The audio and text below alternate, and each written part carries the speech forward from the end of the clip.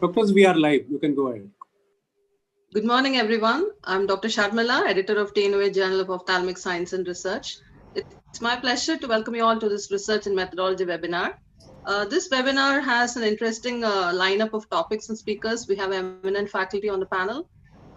This will just give you an overview of basic topics like literature review and choosing a research topic to biostatistics advanced. The goal of this webinar is to just empower you with and to unleash your publication potential. Let's rediscover the joy of publishing. We have with us the TNOA Management Committee. We have the President Tangavell sir, Secretary Madhavan sir, and MC member Dr. Ravi Shankar with us. The TNOA Management Committee has been very supportive of all our ventures, and they've always pushed us to go for more. We have President Tangavell sir here. A few words about him. He's the alumnus of RAOGOH. He's the past president of Coimbatore IMA, and for the past 30 years, he's involved himself in a lot of research work and community ophthalmology. He's motivated people to do more research. Over to you, sir. Please flag off the session by saying a few words. Thank you, Dr. Sharmila. Nice introduction. Good morning, everyone. Welcome to the TNOA webinar on research methodology. Dr. Sharmila and the team have raised the standard of TNOA Journal of Ophthalmic Science and Research. Happy to note that our journal is now a peer-reviewed international journal. Our journal is listed in the directory of open access journals. The journals that are listed in the DOAJ are recognized for academic promotions.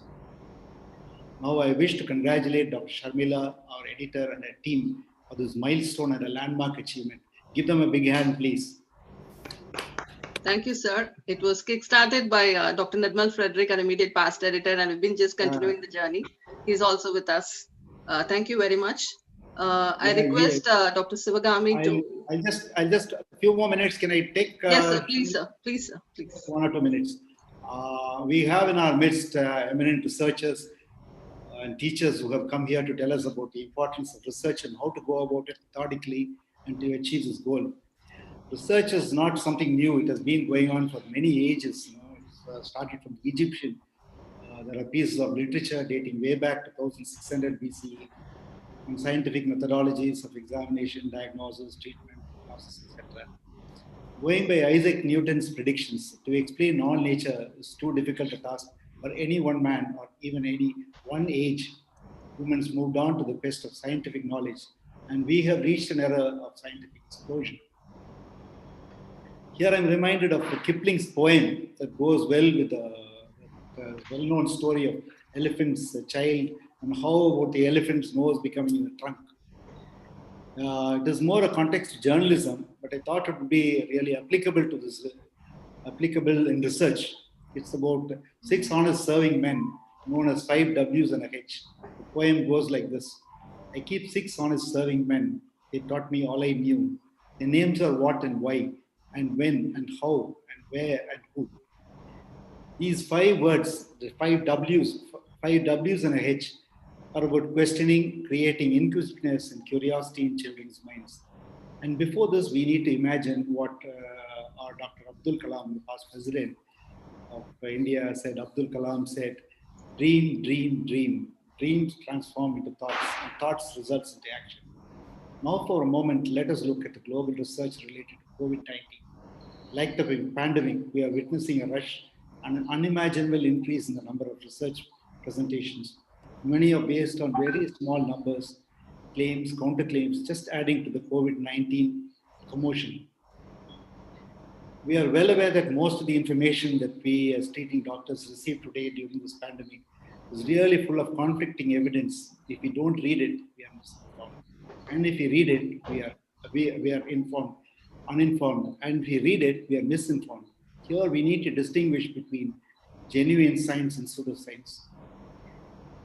we need to make sure that only coordinated, genuine preprints of research material are available to the media so that they could disseminate responsible information to the media, to the public. We need to encourage replication of studies and discourage duplication to prevent waste of resources, whatever resources it could be. I am sure that many here are Rotarians. The guiding principle in Rotary International is the four-way test by Herbert Taylor, which stands good even for 70 years, has stood good for 70 years. I wish this could be applied in our research. Is it the truth? Is it fair to all concerned? Will it build goodwill and better friendship between individuals and countries? Will it be beneficial to the whole universe? And finally, wish that all those involved in research and publications assist us to find scientific solutions to coexist with nature. Thank the office bearers, TNOA, the organizers for the opportunity, and Milment Pharma for coming forward to sponsor this webinar. Back to our editor, Dr. Sharmila. Thank the team for giving me an opportunity once again. Thank you very much. Thank you, sir. Thanks for that interesting story. I'm sure it'll kindle an interest in the young researcher's mind. And thanks to the entire TNOA Management Committee for joining us, Secretary Madhavan sir, Ravi Shankar sir, Manoj Vasudevan for joining us. Thank you very much for that inspiring story, sir. And over to Sivagami, moderator for this session. Please introduce the first speaker, sir. Thank you, ma'am. Good morning, everyone. Let's start the session with Dr. Moses Rajamani, a consultant at Dr. Agarwal's Eye Hospital, Kanchipuram. Dr. Moses is member, Clinical Audit and Clinical Education Committee at Dr. Agarwal's Eye Hospital. He's the current treasurer of Tambaram Ophthalmic Society and a joint editor of TJOSR. Over to you, Moses, for literature review and choosing a research topic. Niranjan, can you just post the first question? Yes, ma'am.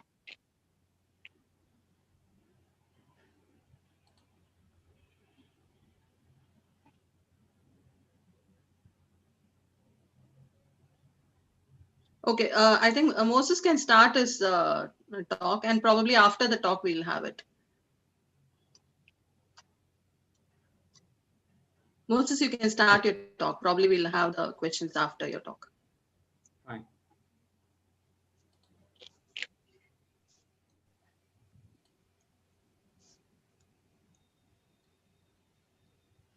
Yes.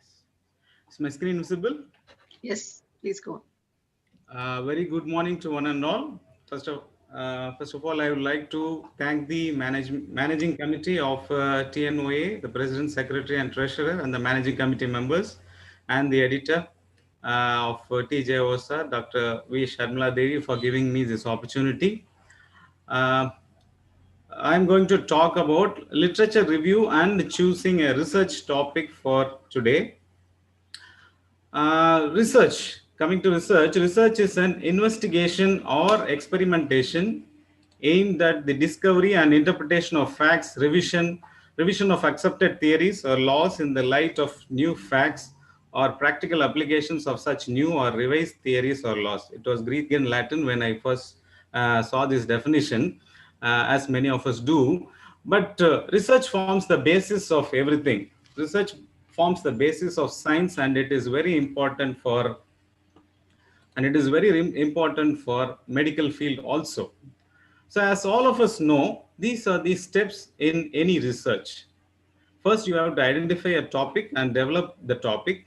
Next, you have to read about the literature and review the literature, locate materials, evaluate your sources, and then do statistics, write a paper, citation, proofread, and finally it goes in for publication. So today I'm going to deal about two of these. The first half of my topic will be about identifying the topic. So identifying the topic is a very important skill. It is the first step in research. It is an important skill, and it is also a challenging task to identify a topic. Majority of us will first choose a guide, and then we will ask the guide to give us a topic. But it is better to select a topic, appropriate topic, based on your own interest area, and to build upon that. Because once you start doing a research on a particular topic, and by the end of it you lose interest, you will not be able to complete a project unless you have developed an interest in that particular field. So it is always appropriate to choose a topic based on your area of interest. And the topic should be more narrow and focused, yet it should be broad enough to find adequate information. So these are the following steps which will help you in choosing a topic. The first thing, as I already mentioned you, it should be in your area of interest. So once you have chosen your area of interest, let's say it is a cornea, you should always have a brainstorming session for your ideas with like-minded people, people who have similar interest in cornea or retina. So you should have a brainstorming session. To have a brainstorming session, you should have a background study of of the topic in which you have an interest. So a background study, it will sound similar to a literature review, but it is slightly different from a literature review. In a background study, you will be reading many articles. You will be reading many articles in your area of interest. For example, publications in cornea. When you are reading, you will find a research gap, which will form the basis of your research question. A research gap is a lacuna in that you find when you are going through your um, review of background study.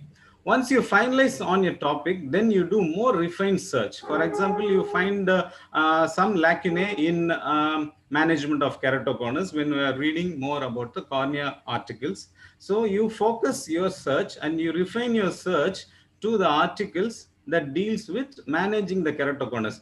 That is literature review. But the background study is doing a study of all the articles in cornea.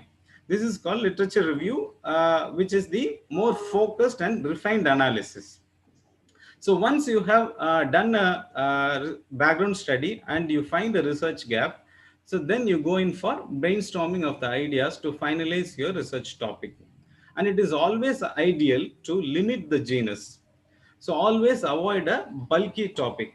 So take the previous example, like in case of a management of keratoconus. So management of keratoconus can be through various ways. You can give spectacles, you can treat with contact lenses, CXL, Intrax, or orthokeratology. So once you take a topic like something to do with the management of keratoconus, you will be having a very large topic. So it will be a broad-based study, and your results will be too large. And by the end of your study, you will be haywire at the end of your study. You will not be able to analyze your results and come to a definite conclusion. Instead, if you have a more specific or a more narrowed down topic, you will be able to have a good quality article. And it is always advisable to make a list of keywords so that you will be able to do a literature review much detailed way. I'll deal with the keywords at a later half of my topic.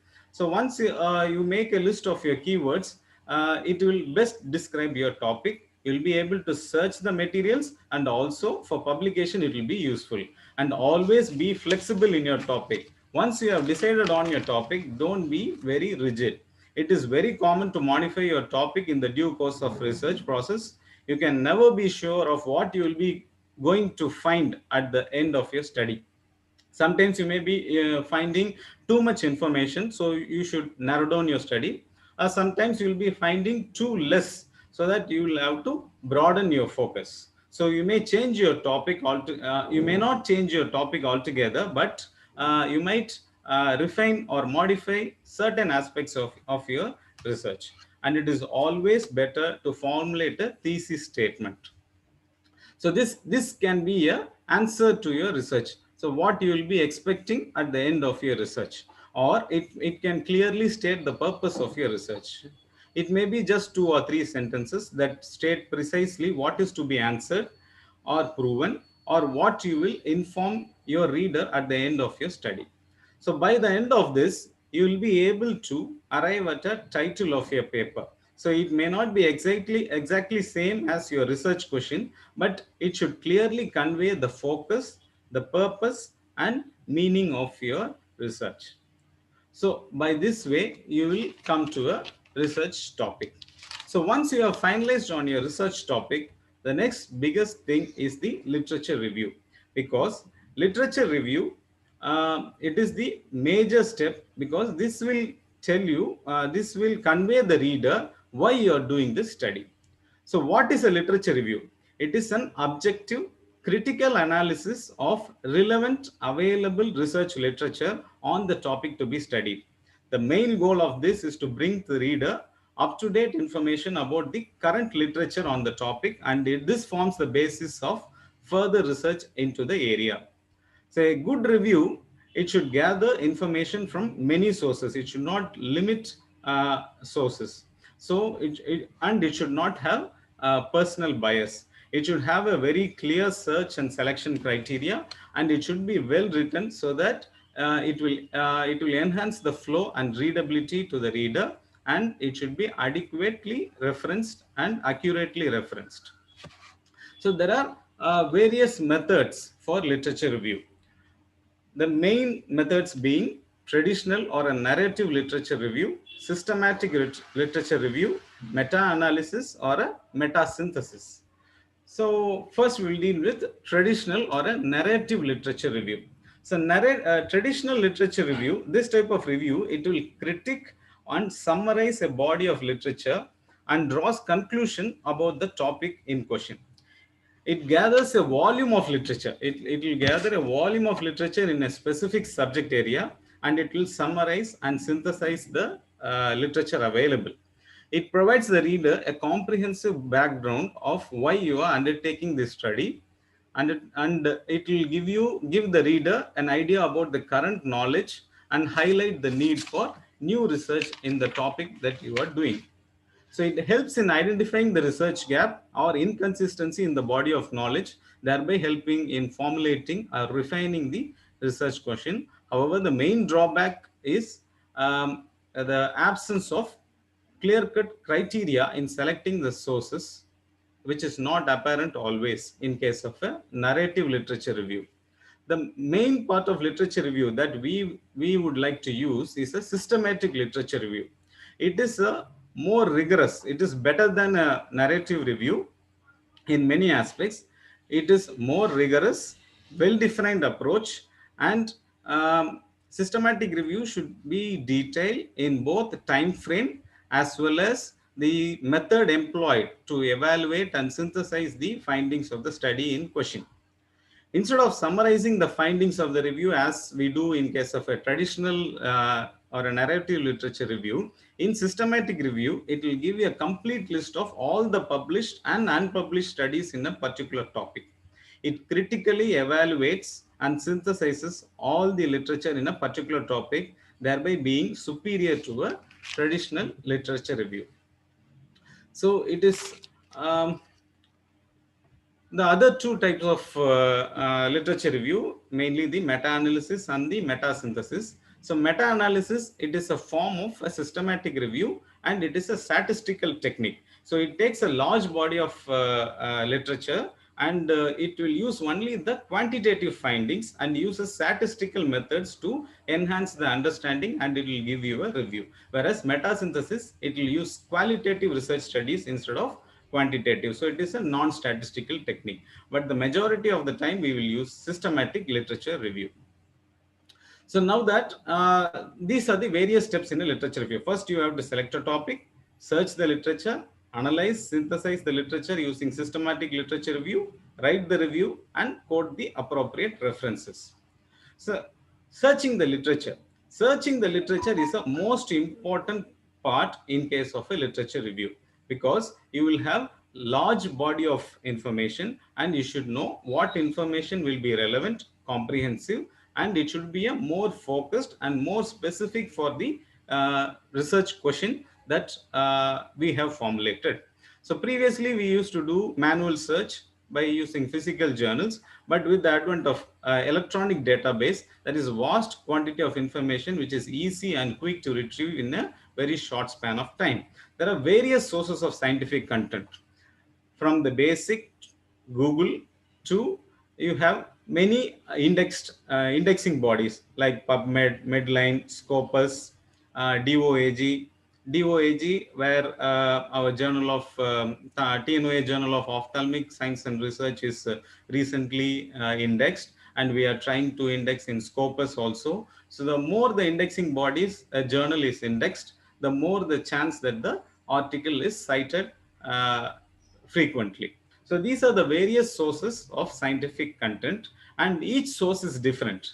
So you will have free content, you will have certain indexing bodies where you need subscription, certain indexing bodies like PubMed and Web of Science, where you will have only abstracts and citations. And if you need full text from many publishers, you have to go and search in PubMed Central.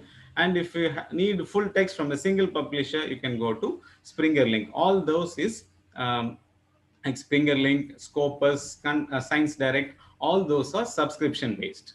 So which source should I use?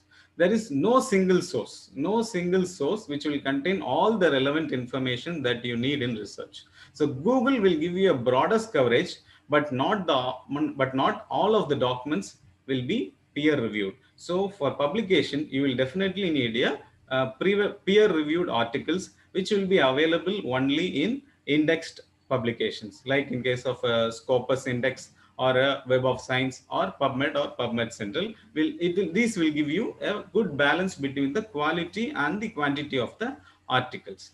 So once you have a research question, you have to search your question in multiple platforms, say Google, PubMed, Scopus. So you will have lot of research material to do your review of literature.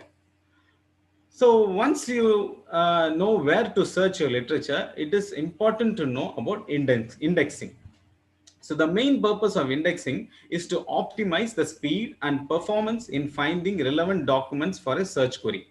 Without indexing, the search engine would have to scan every document in the corpus, and it will cost a considerable amount of time, and it will utilize computing power also.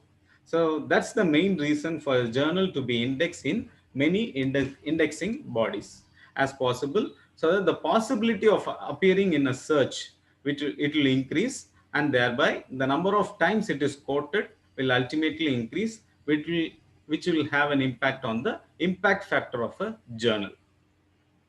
So how the rank list is, results are ranked. So the results are ranked. Take for example Google. It is ranked in the order of this: date of publication. It will be ranked as per your relevance to the search items that occur in your document, in your research question. So and Google page, it will rank based on, it will use an algorithm. So it will give a page rank, and based on that, it will give you a the document will be higherly ranked if there are more links which is added to it. Say for example, the topmost portion in a Google search will happen based on these 5 key factors. The first thing that it will take into account will be the page rank. So it is the relevancy score or the authority score, which is assigned by Google based on, they have a traditional algorithm which take into account various factors, and based on that it will give you page rank. So based on the page rank, the article will appear higher up in the rank. And in links, so links you get from other owners of the other website. So the more the article has more links, the more it is clicked. So the more it is clicked, it appears more in the search. And the frequency of the keywords. So how many times your keywords are relevantly repeated on your page, that is also taken into consideration. And location of the keywords is very important. Google also gives importance to adjacent text near to the keywords. Say for example, if you want to search something in keratoconus, it will search the text adjacent to the keratoconus keyword.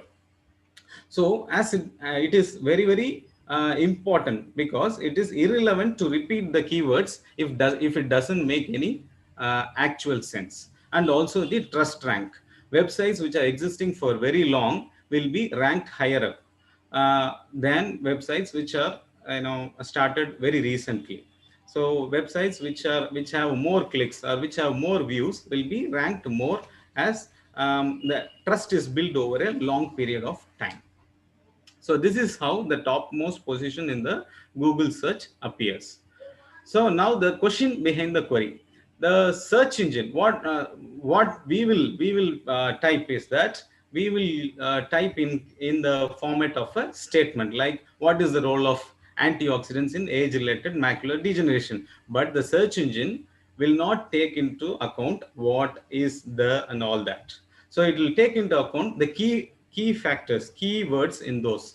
It will take into account antioxidants and age-related macular degeneration, and it will search the literature for all the articles which has antioxidants and which also has age-related macular degeneration, and it will give you the search result based on the popularity. So how can you improve your search accuracy? So instead of typing a statement, it is always better to search to have a more accurate and a more focused review. So how can you improve your accuracy? It is mainly based on these characters, wildcard characters. Wildcard characters are mainly two characters. One is an asterisk and a question mark. So these symbols are used to replace or represent one or more characters. Asterisk will represent one or more characters, whereas the question mark will represent a single character. Once you add these in your query, it will improve your search accuracy. The next most important thing is the Boolean operator. Can you make it a little fast? Yes, another two more slides. That's all. So Boolean operators, these are and, or, not, and not. These simple words, they are used as a conjunction to combine or exclude keywords in a search. So they will give you more focused and productive results, and it saves more time in eliminating inappropriate hits, like in case of what, is, or the. And the other important thing in case of PubMed search is the mesh terminology. Mesh terminology is called medical subject heading thesaurus. This is given by the National Library of Medicine. It is a controlled and hierarchical organized vocabulary. It is used for indexing, cataloging, and searching of biomedical and health related information. So once you use all these Boolean operators, mesh vocabulary, and wildcard characters, your search improves. So using the same search term in different search engines will give you different review articles. So the content will be different. The preparation of search terms will be different. Example, PubMed uses mesh terms, whereas Google uses Boolean terminology. Indexing process, implementation of stemming and removal of stop words will also be different, and ranking algorithm also will be different in different search engines. So it is always better to search in different search engines so that your probability of getting more refined article and more accurate article will improve. So the take-home points in case of research literature review. Google is a good place to start with, and learn to use several information sources such as PubMed, PubMed Central, Web of Science, Scopus, DOAJ. Modify your search terms during your course of your search sessions. Understand how the results are ranked, and don't just look on the first page itself. Please go on to the other pages also, because later part of the search will also give you relevant information. So that brings me to the end of my talk. Thank you so much for patient listening. Thank you, Moses. We'll have questions at the end of 3 talks for the panel, and whatever questions the audience are asking. So, Niranjan, can we have that question? The first question alone. Yes, this is for the audience watching on YouTube. So the fastest finger will, I mean, if at all you know the answer, you can type it now itself, or you can type it even after Rachula ma'am's talk. Niranjan, just read the question. Identify the correct study design for this scenario. Persons diagnosed with allergic conjunctivitis were asked how often they walk through woods, use insect repellent, wear eye cosmetics, etc. Twice as many patients without allergic conjunctivitis from the same physician's practice were asked same questions, and the responses in the 2 groups were compared. So option A is case control, B cohort, C cross-sectional, and D descriptive. Okay, so the audience watching on YouTube can post the answer. So the fastest finger will get a prize. Over to Sivagami for introducing the next speaker, a dynamic associate editor, Dr. Rachula Dan. The next talk we have with us Dr. Rachula Daniel ma'am. She is the associate professor at SRM Medical College and Research Center. She is the founder secretary of Tamaram Ophthalmic Society. She has several cited publications in index journals, orations, and awards. She is right now the associate editor of TNOA Journal of Ophthalmic Science and Research. Ma'am, over to you for study designs. Thank you so much, Dr. Sivagami. It's a pleasant opportunity for me to share this topic with everybody. At the outset, let me thank the President, the Secretary, the Treasurer of the TNOA and the TJOSR Dynamic Editor, Dr. Sharmila, and the editorial board, and all of you who are watching this program. So I would like to share my screen.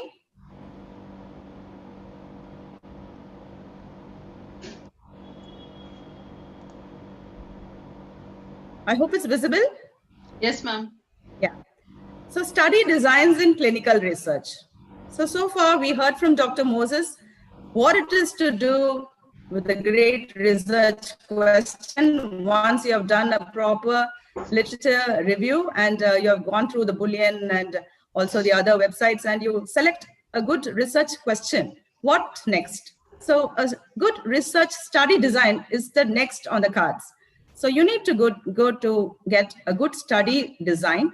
That's nothing but an overall strategy that you use to integrate different components of the study in a coherent and logical way.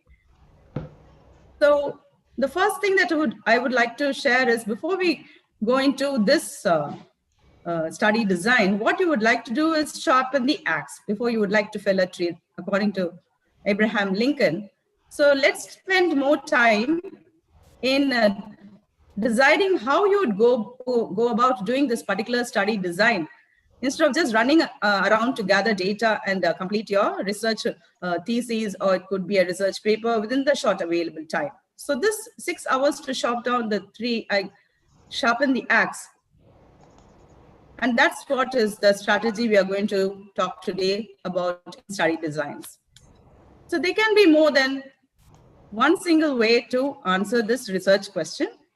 And what will be the most appropriate way to answer my research question would be with the amount of resources that I have, with the time that I have on my cards, and also how much and what is the information I would like to share with the community, scientific community as large.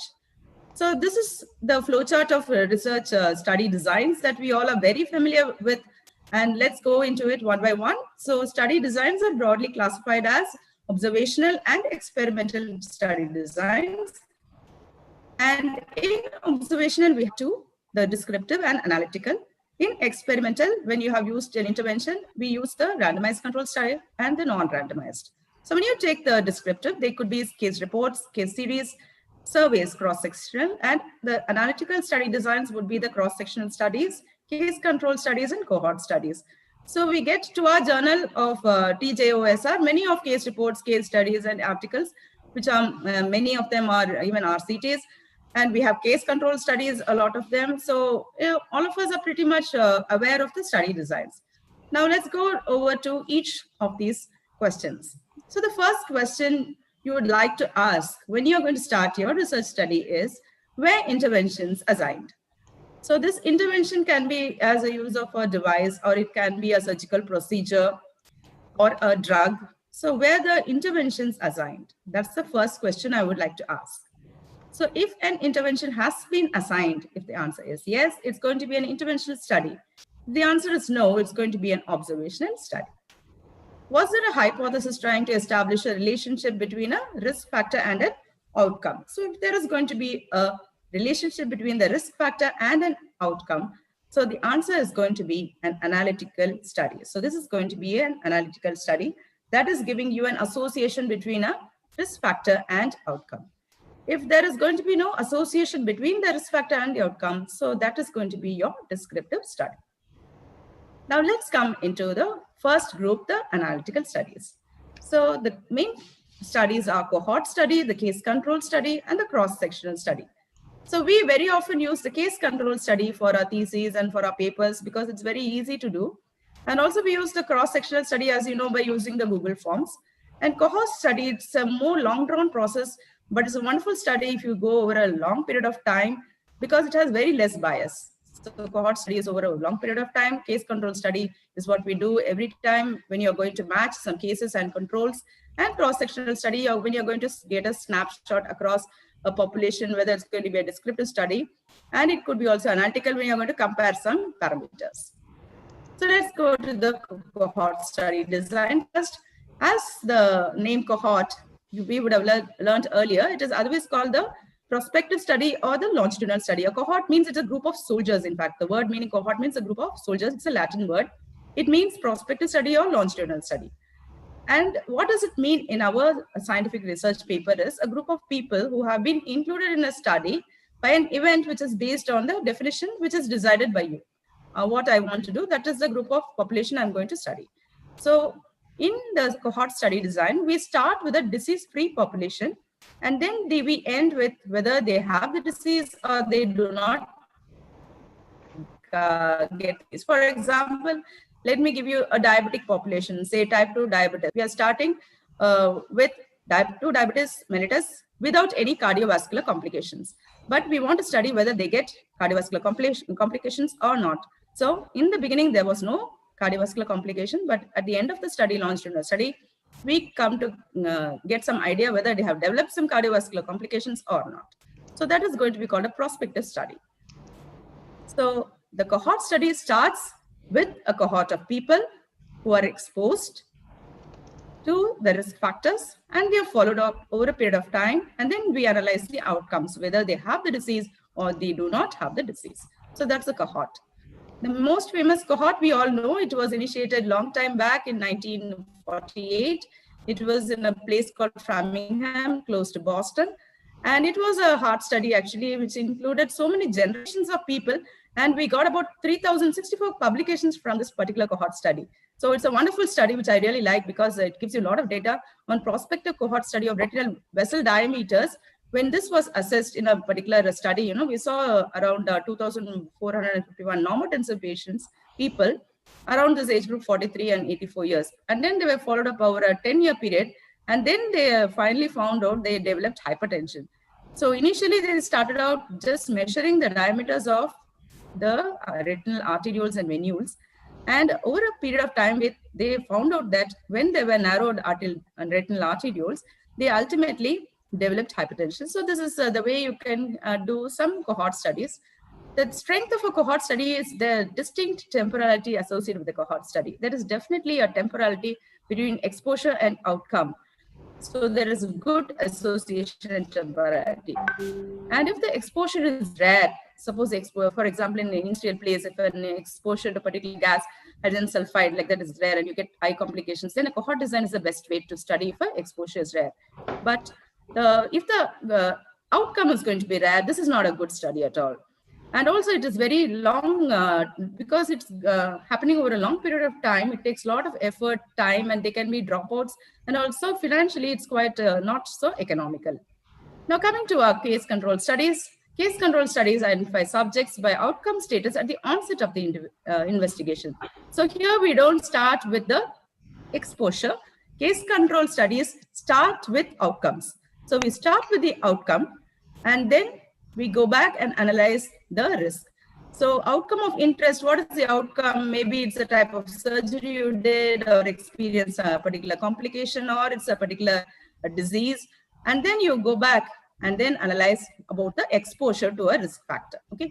So what are cases? The cases who have the disease. What are controls? These are the subjects without the same outcome, but from the same source population. So cases and controls are selected from the same population. And for our understanding, we usually select the age and gender matched controls so that it's easy for us to compare. And they belong to the same source population. And very often we collect the exposure to the risk factor, usually retrospectively by interview, from records or from a survey. So what we find from here is we start from the cases, from the outcome, and then we go back and interview them about whether the exposure they had or they did not have. So in a case control population, we start with cases and controls, that is outcome is present as cases, outcome is absent as the controls. Then we ask them whether the exposure was present or absent, and we compare the two. So this is a very common study we do for our thesis. So the Achilles heel of case control study is evaluating the exposure status. For example, if a person had the outcome of the disease, if you ask them about an exposure or status, they may say yes. But the people who did not develop the disease, the controls, they may not remember very much the risk exposure factor at all. So the recall bias is very much there in this particular study, that is a case control study, and interviewer bias too. So let's talk about the next set of studies, the cross-sectional studies. So now we are in the analytical studies. First, we have completed the cohort, then the case control. Now, thirdly, we are going to the cross-sectional study. So cross-sectional studies are used to document the prevalence in a community of health behavior outcomes. For example, allergic conjunctivitis. It's a national study across the country of Portugal here in this particular study. And then we assess what is the ocular allergy being so common. We are in 16 ophthalmology departments of the different hospitals in Portugal who all developed allergic conjunctivitis during the spring of 2006. So at that particular point of time, it's a snapshot. At that particular point of time, how many people were affected? Actually, it combines both the incidence and the prevalence of the ocular allergy, that is allergic conjunctivitis. So it's a cross-sectional study. It can be analytical also. And coming to the descriptive studies. A descriptive study is one that is designed to describe the distributions of various variables without any causal or hypothesis. Need not be causative or any other hypothesis. So what are the types of descriptive studies that we know? We know case reports, we know case series, we know cross-sectional studies and ecological studies. So it's very simple. Case report is a very interesting case which is not reported in literature earlier, and you have found it very interesting and you want your scientific community to know it. So that's the case report. Case series, it is a series of about 5 to 7 cases which are shared to the community. Cross-sectional study, again, is a snapshot, a descriptive study. And ecological study, it is not pertaining to individuals as such. It is for populations, maybe states or across countries. So ecological is large population. So case report is here as an example. A case report could be very interesting, early experience. I have taken this thing from published in AGO, September 2020, teprotumumab for chronic thyroid eye disease. So it's interesting because it's a first case report actually, which is reported, and with an unusual disease or simultaneously occurring in both condition. And then also, yeah. Okay. And then we have a descriptive cross-sectional study. In a descriptive cross-sectional study, we can determine various characteristic or variables of interest. So to determine any particular parameter. For example, in school children, they have discussed about myopia in school children from a high altitude region of Nepal. So if I study the myopia patients among the school children from this particular region, it is called just a descriptive study. It is just a descriptive study. Whereas if I'm going to analytically study whether so many people of myopia, how many hours of mobile phone they were using, so I'm doing an analytic in the observational study as well. So in the descriptive study as well. So ecological studies, this involves populations rather than individuals. For example, air pollutants associated with dry eye disease in urban ophthalmic outpatients. So it's an ecological study. It's more in populations. Now coming to clinical trials, which are being done more nowadays, and participants are assigned interventions. It can be a drug, a device, or a surgery. And assignment is done using a randomization technique to reduce the selective bias. For example, in this particular study, they have advised a primary medical treatment, or the other group has been assigned a trabeculectomy. So why do you do a randomization technique? How do we do it? It's not just ad hoc 1 to 7, 8 like that. We are doing it as a particular randomization sequence, which is generated by a computer. So it's a computer generated randomization sequence that you employ to select the who will get what kind of treatment, and then this is going to be analyzed. And the search of endpoints is going to be here. An endpoint is a measure which is expected to be modified by your particular study, and whether it's going to be improving the survival of for the benefit of the patient, improvement in symptoms or functional capacity. This is all the ideal endpoint. This is a hard point, and we call it is the ideal endpoint. So there are some other studies also, which I will show you in our research methodology pyramid. Why are randomized clinical trials superior to the observational studies? So why are they superior? Obviously, because the observational studies will have confounders, whereas the randomized clinical trials, we are not going to have the confounders, because the confounders also are going to be randomized. So what are the confounders? If a particular risk or exposure is leading to a disease, there is another factor which also can lead to the disease apart from the risk factor. So that is called a confounder. In a randomized clinical trial, this confounders also is going to be randomized. So that's less of chance of it to affect your study. So this is all of us know, this is the pyramid, which gives us the quality of evidence. So the quality of evidence is higher as it goes to the apex of this pyramid. And we have our case control studies, case series, and reports somewhere way below. Your cohort studies are more robust here. And then you find that the randomized control trials are above that. And then your critically appraised individual articles are going to be more. And systematic reviews, like Dr. Moses had pointed out, it comes to the apex. So the systematic reviews are the ones which are on top.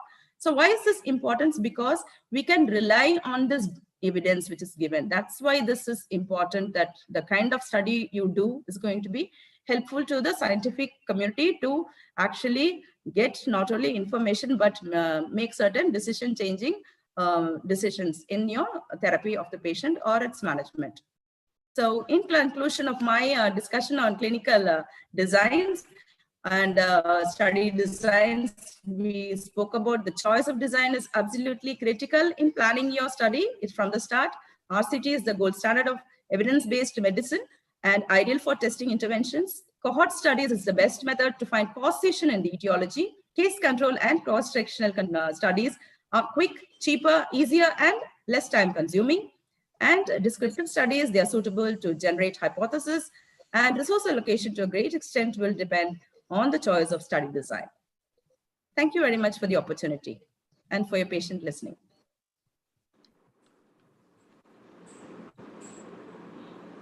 Thank you, ma'am. Over to Siva to introduce the third speaker. Dr. Nirmal Fredrickson, he's the MD at Nirmal's Eye Hospital, Tambaram. He's the immediate past editor of TNOA, the current president, IMA Tambaram, and the founder president of Tambaram Ophthalmic Society. Nirmal sir, for introduction to scientific writing. Good morning, everybody.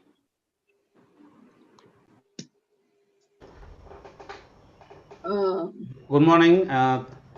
Thank you, Dr. Sharmila and Dr. Shivagami, for taking this initiative. I wish to congratulate the TNOA team, the editorial board led by the dynamic editor, Dr. Sharmila Devi, and the entire team for organizing this wonderful webinar.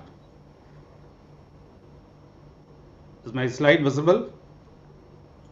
Very much. Thank you. Good morning, Nirmal. Good morning, sir. Welcome. Sorry for the delay. Yes, sir. Yes, sir. Good morning, Sharmila. I think Mohan Rajan, sir. Can we start? Okay, sir. Yeah. Okay, my talk Yes, is sir. on practical approach to scientific writing, and this is the evolution of academia. First, they just asked us to publish, and if you are not publishing, you will perish, and that was the academia of few decades back. Then it became published in high impact journals. So that is when journals started doing this impact factor, and if you don't publish, you will perish. And then it transformed to publish frequently high impact journal, and maybe you won't perish. So if you fail to publish, what actually perishes? So the data, so you collect huge amount of data in your day-to-day practice and academic work. The people suffer because we are not using that data to improve their well-being. The time and effort to collect the data and document also perish. And there's a huge monetary benefit when you publish. And you are standing as a scientist, researcher, and also the journals will perish. So there's a lot of upside to publishing. And the next few minutes, I'll be focusing on how to do this in a methodical way. So it started with cave painting, the papyrus, the origin of paper, and of course, Tamil Nadu had this Ole Chuvadis, and this was the greatest invention in history of publishing. That is when the printing press was created 5 centuries back, and this all followed up as advancements. So what is scientific writing? The purpose is to communicate new scientific findings. So we communicate in so many ways, and writing is one clear, simple, well-ordered communication to transmit scientific findings. So this must use a proper language which gives a sense in the fewest short words. And what is the purpose? This is to persuade our readers to accept the validity of your claim or research, and also convince that all your complex idea will help in improvement of our patients or of our subject. So it's basically scientific writing is argumentative writing. So like the lawyers present in the court, we are here presenting our case in a written format. So why should we learn scientific writing? So very often we are called upon to give communication or report in many different situations. So like in journal club reports, articles, and in conferences, lectures, meeting, posters, and presentations. So this may be general audience or technical audience. And what to publish? So you can start with simple case reports and series or even letters to the editor. And so if you are a postgraduate, the first point would be your thesis or dissertation. And you can also, if you keep reading the journals, you can write research briefs and brief communications. And after you gain some experience, you can do critical review and analysis of a popular concept, and that becomes the original article or review article.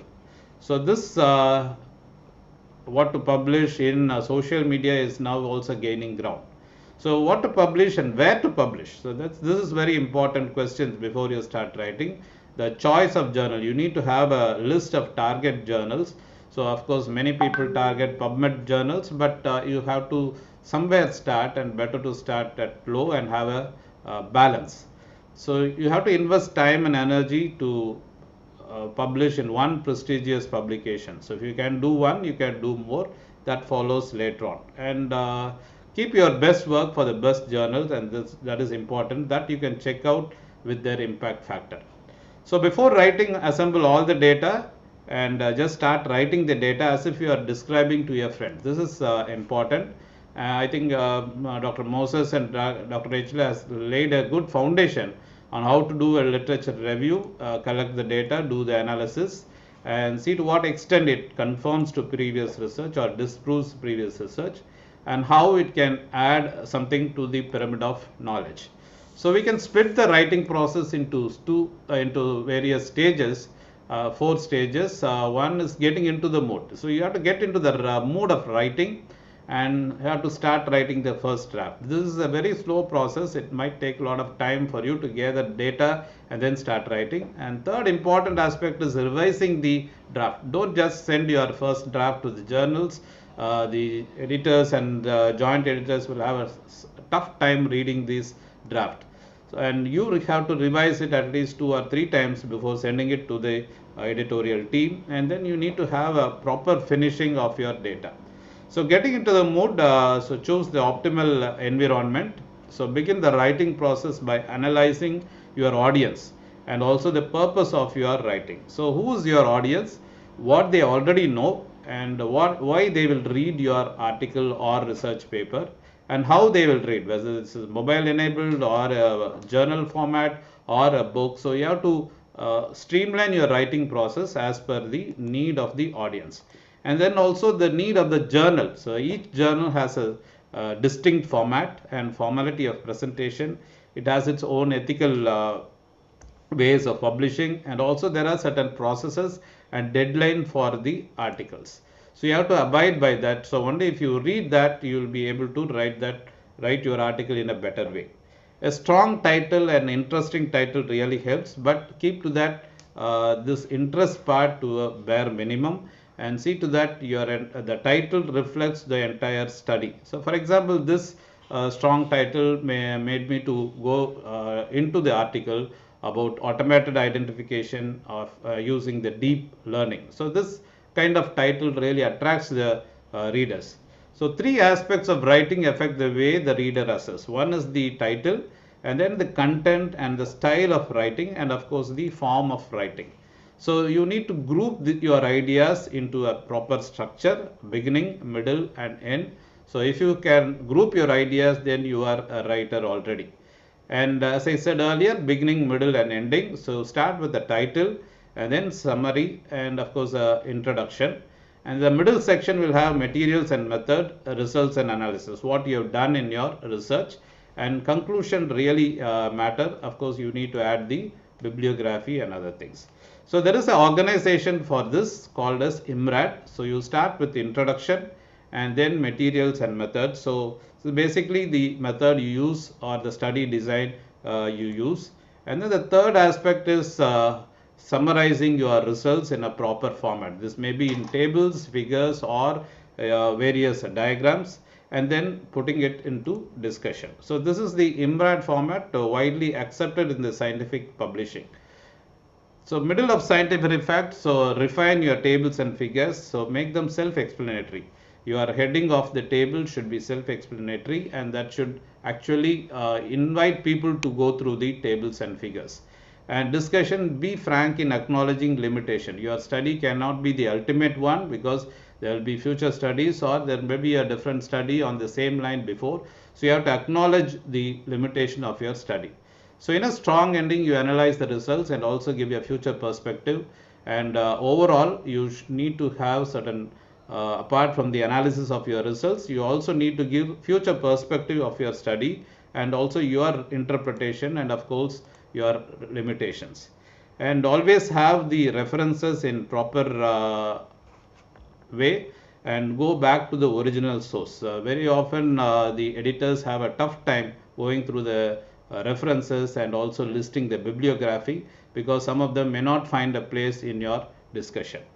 And the last part is authorship. So you discuss it within the team. Many of the editorial team have a difficult time finalizing the main author and the authorship issues. So better discuss with your team before sending it for publication. So co-authors are really important. Take their experience help in writing your research paper, and a combination will really help. So before submitting, correct all the errors. It may be linguistic error, it can be scientific content error, it may be style errors, and also a lot of punctuation errors. So you can use a software like Grammarly for correcting this, or you can also give it to some of your friends to correct and give it to you.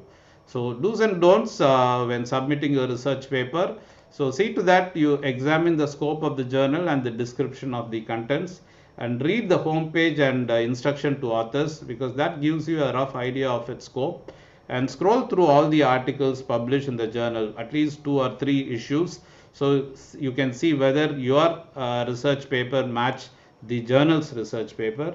And as I said earlier, read the instruction to authors carefully, and evaluate the format of your paper. If it's a research, if it's a review paper, you have to stick to the format, and also the style of writing. If it is an original article, you have to have your own original way, but stick to the format of the journal, and follow the journal format right from the beginning, so that you reduce the burden for yourself as well as the editorial team. So make sure you submit all the required items with your paper, and proofread again many times before submitting your paper before the deadline.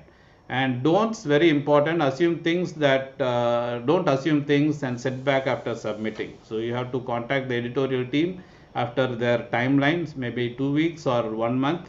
And if you don't get acknowledgement, mail them. And also take the reviewers comment. Don't take the reviewers comment personally. See to that the corrections are done objectively, and don't delay the revision of your paper. Rewriting is very important when editors send the paper for rewriting or going through it. So go through several revision, take all the suggestions, do a proper proofreading and editing, and then resubmit. So if there are useful suggestions, make sure you follow all the suggestions, and again do the self-critical part of your research paper. And responding to reviewers, don't get frustrated. It's part of publishing work. So what to do with the rejection? If you have a rejection, don't take the criticism into account. Then don't take it personally. So if there is necessary rework on the design or the formatting of tables or diagrams, please do that, analyze and submit to another journal, because that journal format may suit your type of writing. And if it is a higher journal which rejects your paper, you can aim for a slightly less prestigious journal. So these are small things, but that really makes your writing career important. So to recap, clarify the overall goal of your paper. So define the target audience and write journal. Read the instruction to author, and then follow the pattern, IMRAD pattern. And there are other standards like IMRAD and IRDAM, which are just modification of this IMRAD pattern. and check the tools to authors, go through it again and see to that your paper conforms to the already suggested tools. So aspect of good scientific writing, good grammar is very important apart from the style and format, and see to that all this hyphens, commas, plurals, everything is corrected before sending it to the journal. And good writing can make a bad paper seem good. That's very, very important. More often bad grammar can get in the way of an otherwise good paper. So writing is learned by writing. Practice, practice, practice. Choose good role models. There are a lot of examples being given in the last two topics. So you can go through those role model paper. Study good examples. It's very important. Again, read the instruction to authors. So the evolution of intellectual freedom starts with being a student, graduate, assistant professor, teacher, and emeritus professor. And of course, the rest in peace is research in peace. So thank you very much for your kind attention. And thanks the editorial team for the wonderful opportunity. Thank you very much, sir, for the wonderful talk and for all the tips, nuances laced with a little bit of humor. I'm sure it was a very interesting talk. We have our dynamic president-elect, Dr. Mohan Rajan, sir, also along with us. I mean, he's the one who has popularized this session, Sunday session at 11 o'clock, two academic and two dynamic. So I request you to say a few words. Thank you, Sharmila. Good morning, my friends and all TNOA members. And I'm sure even the other members are also watching this wonderful webinar. I'm learning a lot in this. At the outset, let me apologize for coming in late because I had an emergency. But I would like to compliment Sharmila and the team, TJOSR, for the wonderful the way they've taken the journal to a different level altogether. I have access to almost all the state journals across India, but I would say the TJSR OSR is probably on the top of the list because it's really fantastic the way you have shaped it. I think the work done by Nirmal, I think hats off to you, Nirmal. Nirmal, you have done the work and they've done the groundwork for this. I think you should give a standing ovation for Nirmal for this. And subsequently, Sharmila has taken this to a different level altogether. So everybody is talking about the misery of pandemic. But I would say that pandemic has opened up a new vista. Okay, if you look at the other side, the upside of the pandemic is that, the upside of the pandemic is that you have a lot of time now and a lot of lateral thinking you can do and a lot of introspection you can do. And that is what I think is very important from Nirmal's talk. What you can see is very important for you to go and publish. And I know we have submitted papers to the American Journal and the Ophthalmology, American Academy Journal and all that. And we got the feedback from them that they have got the highest number of abstracts in this last 8 or 9 months. Close to 300, 350. Normally they get only 50 or 100, but 350, 3 times. All the journals are getting huge number of abstracts, mainly because of the corona pandemic. Everybody is engaging. I think you should encourage all the people now and all the postgraduates also, because publish or perish. Okay, if you publish, you will not perish. Otherwise, you will perish in this corona pandemic. Okay, you want to perish in this corona or you want to perish otherwise scientifically. Okay, that is what is important. So you publish and also make sure. I think when I was talking to, because I am in touch with JB regularly for all our publications, because JB, as you know, JB Swas is a gold mine as far as Tamil Nadu or India is concerned. He's got the highest number of publications, 456 publications. 456 is simply amazing. So what JB used to say is that the first 10 publications, okay, it's like climbing a very steep hill. It's like climbing, if you've gone to Tirupati, then you know exactly climbing up to the Kali Gopuram is the most difficult stretch as far as Tirumala hill is concerned. The first 10 publications are going to be very, very difficult. After that, it is a very smooth sailing. Nirmal rightly said, because you know exactly the ball game and you know the pulse of the situation and you can go ahead and do it. I really congratulate, compliment Sharmila and team, and also Nirmal Frederick for guiding Sharmila for this wonderful webinar. I would say we are attending so many webinars, but I think this webinar is probably very, very interesting, very useful for all of us, because we are discussing so many other things which normally we would not discuss in any academic forum. Thank you very much, Sharmila. All the best to you, and looking forward to a great, useful session. Thank you, Mohan sir, for your kind words. Yeah. And it is indeed not only infectious pandemic, but also pandemic of papers. I heard from WAME, the World Association of Medical Editors, Yes. the first 6 months saw 65,000 papers being submitted to peer-reviewed journals. Absolutely.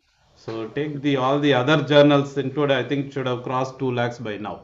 Absolutely. I think four or five times it has gone up.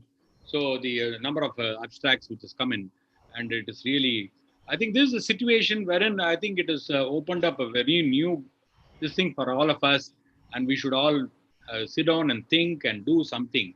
And no, nothing like having it in Tamil Nadu, because Tamil Nadu has got the highest number of educational institutions as far as ophthalmology is concerned.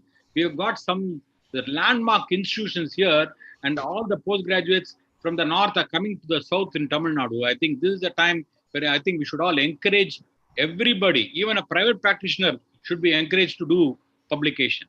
It's very, very important, because the material is there, as Nirmal rightly said, material, we have to collate everything and put together. And that is, I think, that is the trick in the whole ball game. Thank you, Sharmila, for the wonderful opportunity.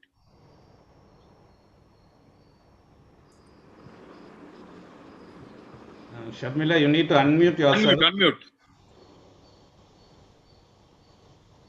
Over to Siva for introducing the panel. Actually, the number of submissions for teachers sir also has doubled up, sir, actually. Yes. As you rightly said, we don't even, we have submissions from all over India now, not only from Tamil Nadu. Absolutely. I think it's become one of the top journals now. because of you and the groundwork done by them. With your encouragement and support, sir. Absolutely. Over to Siva for introducing the panel. Always. Thank you, sir. With us today in the panel, we have a congregation of eminent ophthalmologists with an eye for research and publication across the state. First up, Dr. Murali Ariga, sir. Sir is an ophthalmic practice at Chennai with special interest in glaucoma, cataract, refractive surgeries, and lasers. He is the associate editor of TNOA, editor-in-chief of the glaucoma newsletter, Glaucoma Society of India. He has more than 30 publications in peer-reviewed journals, and he has chapters in Dr. Ramakrishnan's textbook of glaucoma surgery. He's edited a book, Practical Perimetry, published by JP Brothers in 2016. Murli, sir. Next, we have Dr. Nirmal Frederick, sir. Sir is the principal assessor of NABH, the past secretary treasurer of TNOA. He has authored NABH eye care standards and AAOS books on accreditation of eye care centers. We have with us Dr. Sundar.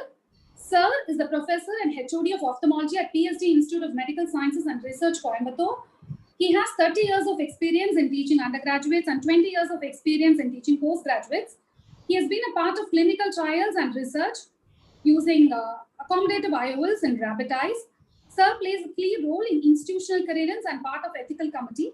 He's been a Senate member of the Tamil Nadu Dr. MGR Medical University. Sir. Dr. Rani George, sir, is the Deputy Director at Glaucoma Services, Shankar Netralaya.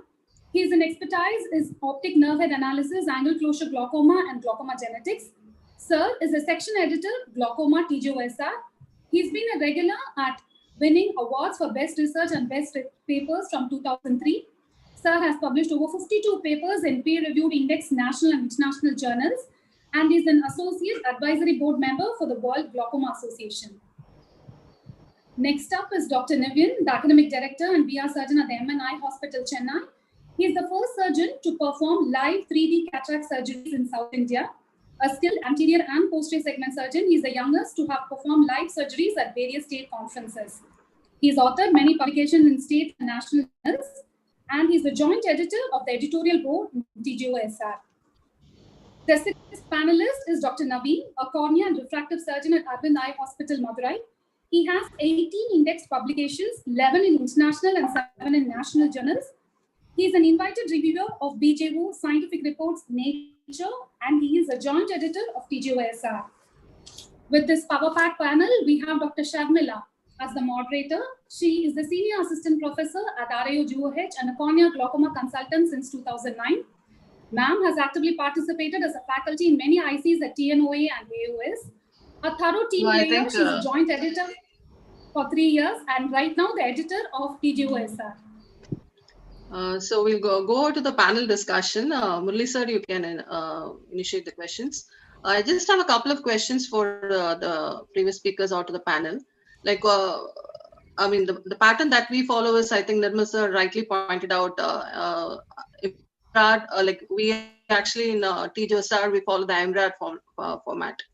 So many times we have to request the authors to send the abstract. So it's really better if you can send the abstract along with the IMRAD thing for the original articles.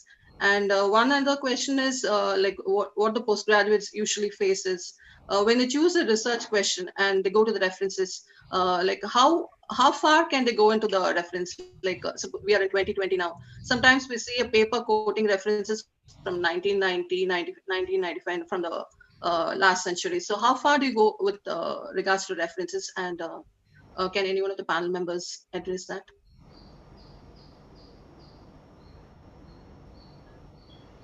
I think, can I start? Yes, sir. Yes, Murli. Yeah. Thank you, TNOA, and thank you, Dr. Mohan Rajan, for being there all the time. Omnipresent TNOA support for all scientific programs. I'm really happy to be part of this. And I think we've really taken this journal far, far ahead. And with Nirmal's vision and Sharmila's efforts, I think it's really moving forward. But that's about the journal itself. I think the basic thing is like what all the other speakers have excellent talks by Moses and Tachula and others, Dr. Nirmal also. I think the basic thing is to get started. So we all have that. I remember our own early days is to get started on the journal, to get even something like a simple case report or a case series or even a case control study done. The inertia, like you mentioned, the first few articles, inertia is the main problem. Once you get over the inertia, you get moving. Next, about the questions which Dr. Shamila is asking about the IMRAD format, and it's actually an editor's pleasure to have an article which is submitted in the correct format. It makes it easy to review, it makes it easy for a quick response, and the article can get accepted.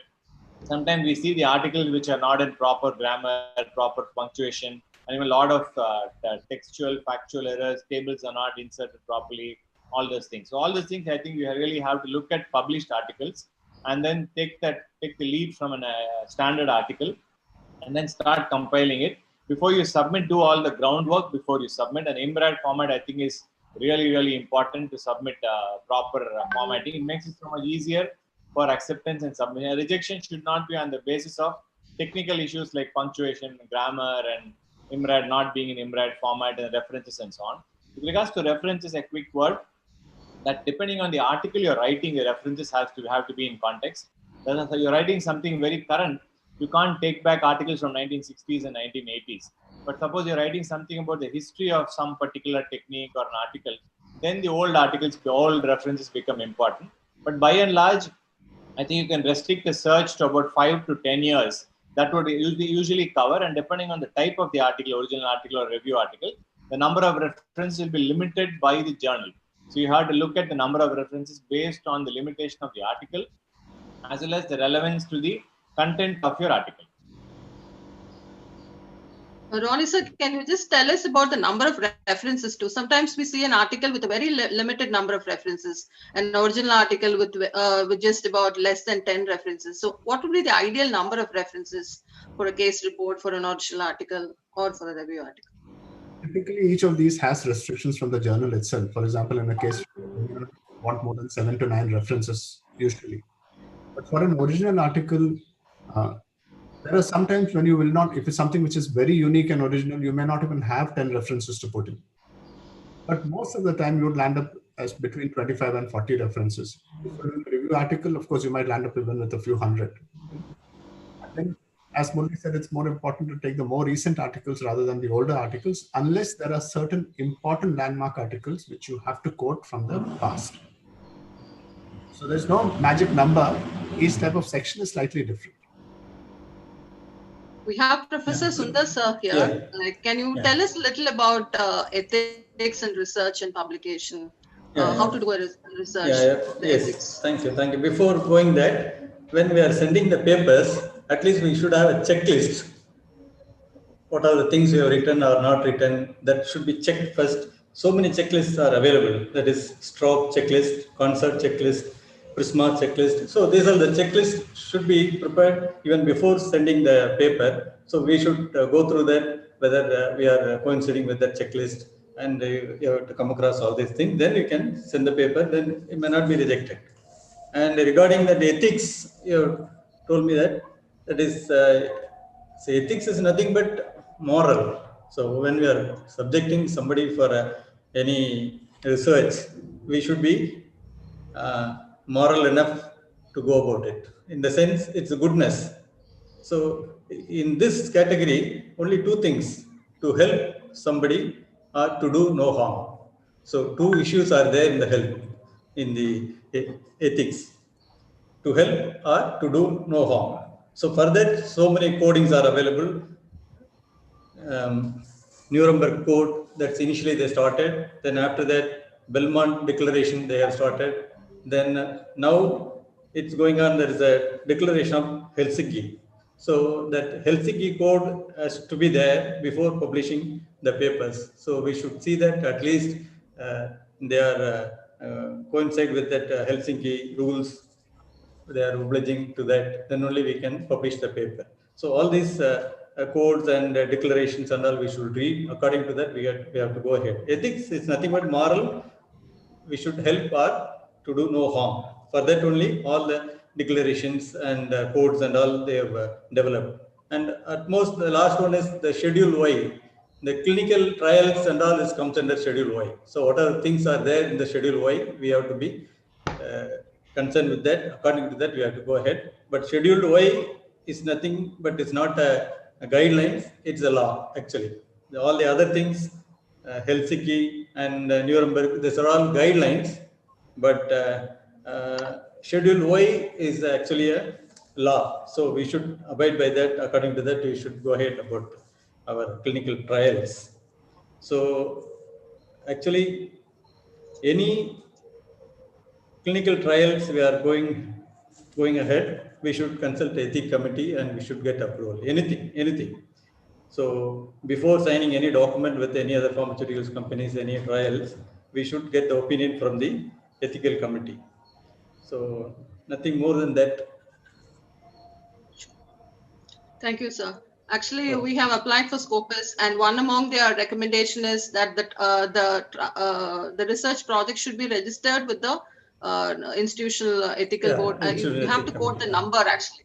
Not only the clinical trial registry number. If you're affiliated to Madras Medical College, you have to quote the institutional approval number. And also the Declaration of Helsinki, like you said, it's very essential to quote it in your original article that you have obtained the informed consent according to that. I think Nirmal sir can actually give some more idea about author ethics and with regards to.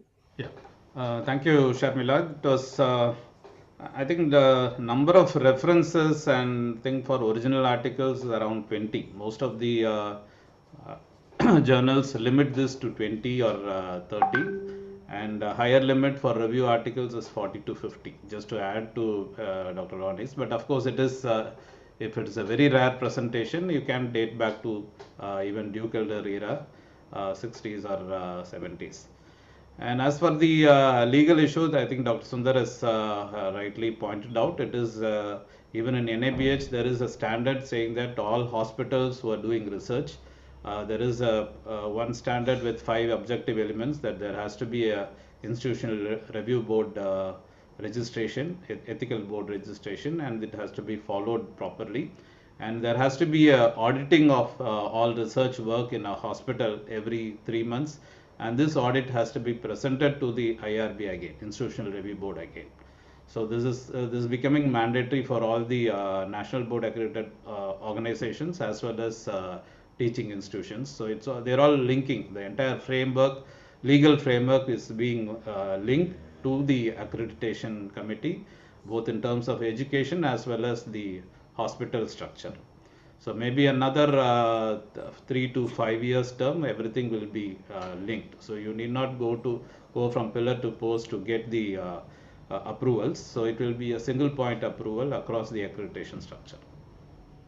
That would be interesting, sir, because for people affiliated to institutes, it's easier, but people who are in private hospitals and who are doing single practice and group practice, it might be a That's where little national hard. program, the national board is coming into picture, because now national board is getting the support of private hospitals, large private hospitals, for improving the education and also the number of seats in the private sector.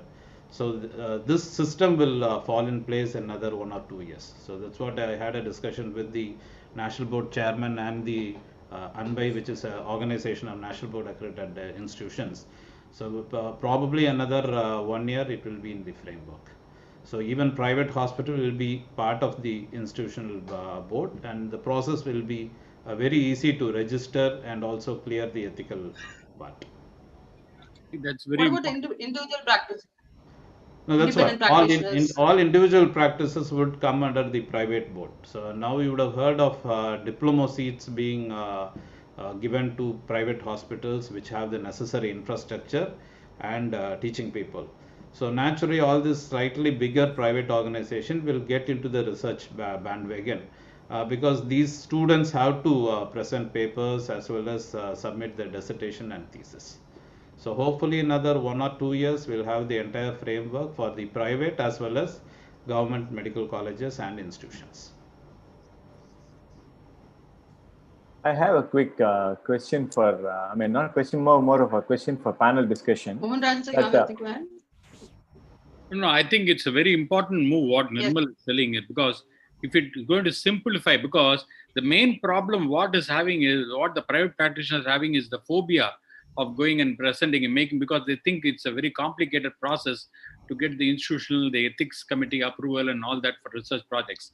So if you're going to make it a single point, it's going to make life easier, encourage more people to come forward and do it. I think future is going to be very, very bright. Yes, sir. Murli, sir. Yeah, what I was trying to say was that I think most of our younger colleagues and researchers who want to present data and present their work, I do find that because because the lack of experience, they tend to borrow ideas from other published papers and works and take pictures from the net, take data and borrow articles from other thing and try to reproduce verbatim some of the content. So I think maybe you can comment on, as an editor, how you do this plagiarism check and what actually happens when somebody submits data from somebody else without inadvertently or not knowing the actual consequences of submitting some other work, some other pictures and so on. What is the legality of borrowing pictures from the internet and taking data from other articles and so on? We have a software in the MMS itself. So we have the plagiarism software. So when we copy paste the article, it gives you the plagiarism check. We also have this authenticate. So with that, and there is a platform to check the references also. What happens mostly is people plagiarism part, only a couple of articles after my tenure, and we had to inform them and take it away. Other than that, what we mostly see is they just copy paste the references. The references are not quoted in the article. They just copy paste the references from another article. It's better if they do read the references individually. So plagiarism is definitely condemnable, and we have given instructions, and the software also has a I think plagiarism your check. network is breaking, Sharmila. Right. So Our MMS has it. I'll just Would add you like to what add anything more, Sharmila sir? said. So plagiarism check is part of our the indexing process, as well as any journal has its own check. The joint editors and the associate editors are supposed to see the plagiarism percentage, and if it is more than 50%, downright reject it. And if it is say around 30 or 20%, because somewhere authors are not tuned to checking this plagiarism by themselves. So there we can suggest for them to modify it, and there are a lot of software which helps the authors to represent the content and the style and formatting. So the youngsters can really use these softwares to check the plagiarism as well as change the content to reduce the plagiarism percentage. And as for the ethical issues in citing internet pictures, I think it should not be done for original or any of the articles in index journal. So it is actually a crime, and if they are using it, they have to get the author's permission. So and also give reference to the original author and the paper. So that is very important, and the reviewers and joint editors has to see to that these are properly documented. But if the author questions it and does not give any permission to the author, then that has to be revoked. Thank you, Dr. Nirmal. I think Dr. Sivagami, I think in the interest of time, we'll maybe you move can, on. I think you'll have to move on, I guess. Yeah. Yes, sir. For the next talk, we have with us Dr. Shruti Nishant. She is the Executive Director and Head Pediatric Ophthalmology Services, MNI Hospital, Chennai. She's completed her MRCS and right now a PhD scholar at Maastricht University, Netherlands. She's been bestowed with Best Paper Poster in TNOA 2019 for Pediatric Ophthalmology. She's the Joint Editor of TJOSR. Shruti, over to you for kickstarting your publishing career. Thank you for the kind introduction, ma'am. It's always a pleasure to be part of the TJOSR team, and I thank Dr. Sharmila and Dr. Nirmal sir for giving me this opportunity. So we've been seeing a lot of interesting talks, and I think the pandemic has given the perfect platform and the mood, as Nirmal sir said, to start off writing. And I think we should continue the wave. And I will be talking about the practical aspects of actually starting a paper. So we've laid the foundation stone of how exactly to go about it, but how do we practically start it? No, that's the trick actually. So whenever you have a thought of whether I can publish, the first thing is, yes, you can. And when can I start? You start right now. You start today and right now. There is no way you can, there's nothing to put away for tomorrow, because everything that we have is in our mind, and our mind is the only thing that is stopping us from starting our journey. So every publisher, everyone who's in the academic circle has started with a small step, has started with several mistakes, and they have made their way. So like sir said, the initial 10 publications are the most difficult ones. And once we cross that stage, I think it becomes an addictive effect, where it becomes a very smooth process as well, and the publications keep rolling in. So the most important thought block that we have is, oh, I can't do this, or I'm not intelligent enough to do this. But we all do know that, in our school itself, our middle benchers are the ones who end up becoming more successful in life than the first benchers. And that is probably because of their hard work and consistency. So we need not be particularly intelligent in order to be able to publish. All we need to have is hard work and consistency. And we are sure we can push through a lot of interesting papers. And the next thing that we need to have is to challenge ourselves. If we want to create an impact in the academic world, we need to challenge ourselves and put forth our content onto the medical fraternity. And the day has come now that if we do not publish, we can easily perish in the academic world and we'll be lost. So it is very important to create that impact factor.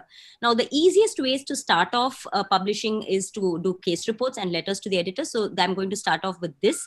So case reports, before we go on, it's all about having an idea. So you might have an idea. It can be an interesting case or a presentation of it, or you can have an idea for a case series, or a case series is like a 3 to 5 cases together.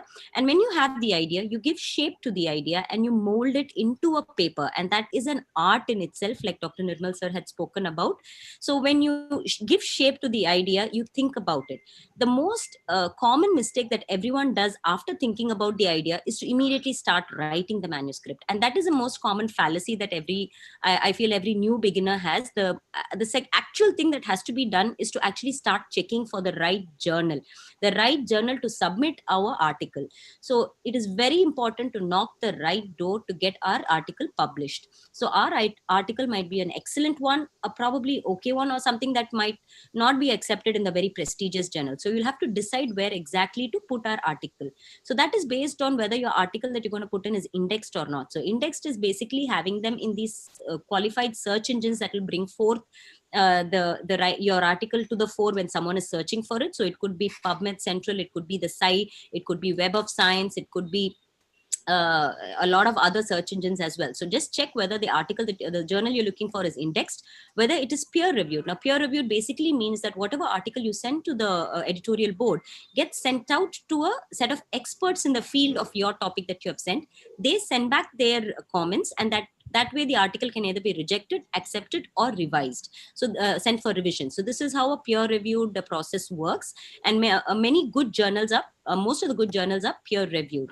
And the next thing you look for is the impact factor. Now, what exactly is impact factor? This is done by the Clarivate Analytics earlier by the Thomson Reuters group.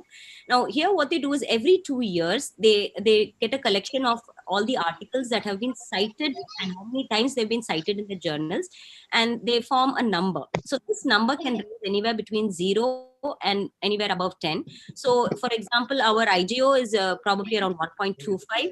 And if you take the really high impact journals like the New England Journal of Medicine, it is somewhere between 74.6 is the impact factor. Now, what is the importance of this impact factor is that it gives you the visibility that you require. So depending on how good your article is, you choose the journal that you want your study to be published. Then, of course, you look for the relevance. Like, what kind of a study is your study? Is it something that is community based, that can be read by everyone? Then you put it into a general. Then you apply to a general journal. If it is focused on ophthalmology, then you do it only in ophthalmology journals. And for example, if you have something like a caterpillar hair, a journal on caterpillar hair or custard apple, you know that this is a very regional problem, and putting it out into international journals might not give the reach. So because it's a very Indian problem, so you can put it out to Indian journals. So this way you can select relevant journals to publish your article, and look for the scope of the article, and that I will be talking about a little later. So look for the acceptance rates. Now, the acceptance rates, JAMA usually has about 29% of acceptance rates. Other journals range between 20 to 30%. So you look for the acceptance rate so that you know how well your article has a chance of getting accepted. And also look for the time taken for publication. Now, if it is, it's very easy to see this. Like if you see any article that's been published, you look for the submission date and you look for the printing date, and then you will know how long it takes for the publication process. So now once you've selected your journal, so let's just take an example of an IGO. You go to the About Us section and you can see how well they have put in the abstracting and the indexing information. They've put in where all they are available for search. And also they have mentioned their impact factor is 1.25. And as you scroll down, you can see the journal ethics. And this is what Sir was talking about, that we follow the ICMJE, which I will be talking about later, the basic ethics that we follow when we submit case reports. And also we have to look at the scope of the journal. What kind of articles do they accept? For example, JCRS can accept all kind of articles on cataract and refract surgery, but they do not accept articles in epidemiology. So if you have an epidemiology study, you will not probably need to submit to some other journal rather than JCRS. So another aspect you have to check is the instruction to the authors. Now, this is the IGO page for the instruction to the authors. You can see that the author guidelines will give very clear instructions as to what kind of word limit has to be used depending on the study design that you're doing. And you have to stick to the headings that they are asking you to put in. And you have to see the guidelines for the tables, figures, and the artwork, and also reference guide. Some of them might ask the AMA, some of them the Vancouver style. So you'll have to be very clear on what the article, what the journal requires. So now let's move on to case reports as a beginning. A case report is basically nothing but a single case that is somewhat unique in its presentation, or a series of cases that have some similar connection between, probably 3 to 5 cases. A case report is like telling a story in medicine. It has to be very clear, precise, and crisp. It is a very powerful and instructional tool to project something that is very attractive as a person to read from. And the most, I think the advantageous thing is that there is no analytics involved. So basically you just have to write the article well and you'll be having a good chance of publishing it. A very important thing to remember here is that the case studies come right at the bottom of the pyramid of the evidence-based literature. So you need to have that in mind, but it's a very good place to start and then slowly climb up the ladder. So what is the normal format of a case report? You have the title, the authorship, You need to give a good abstract. You start off with a good introduction. You need to give appropriate figures and tables.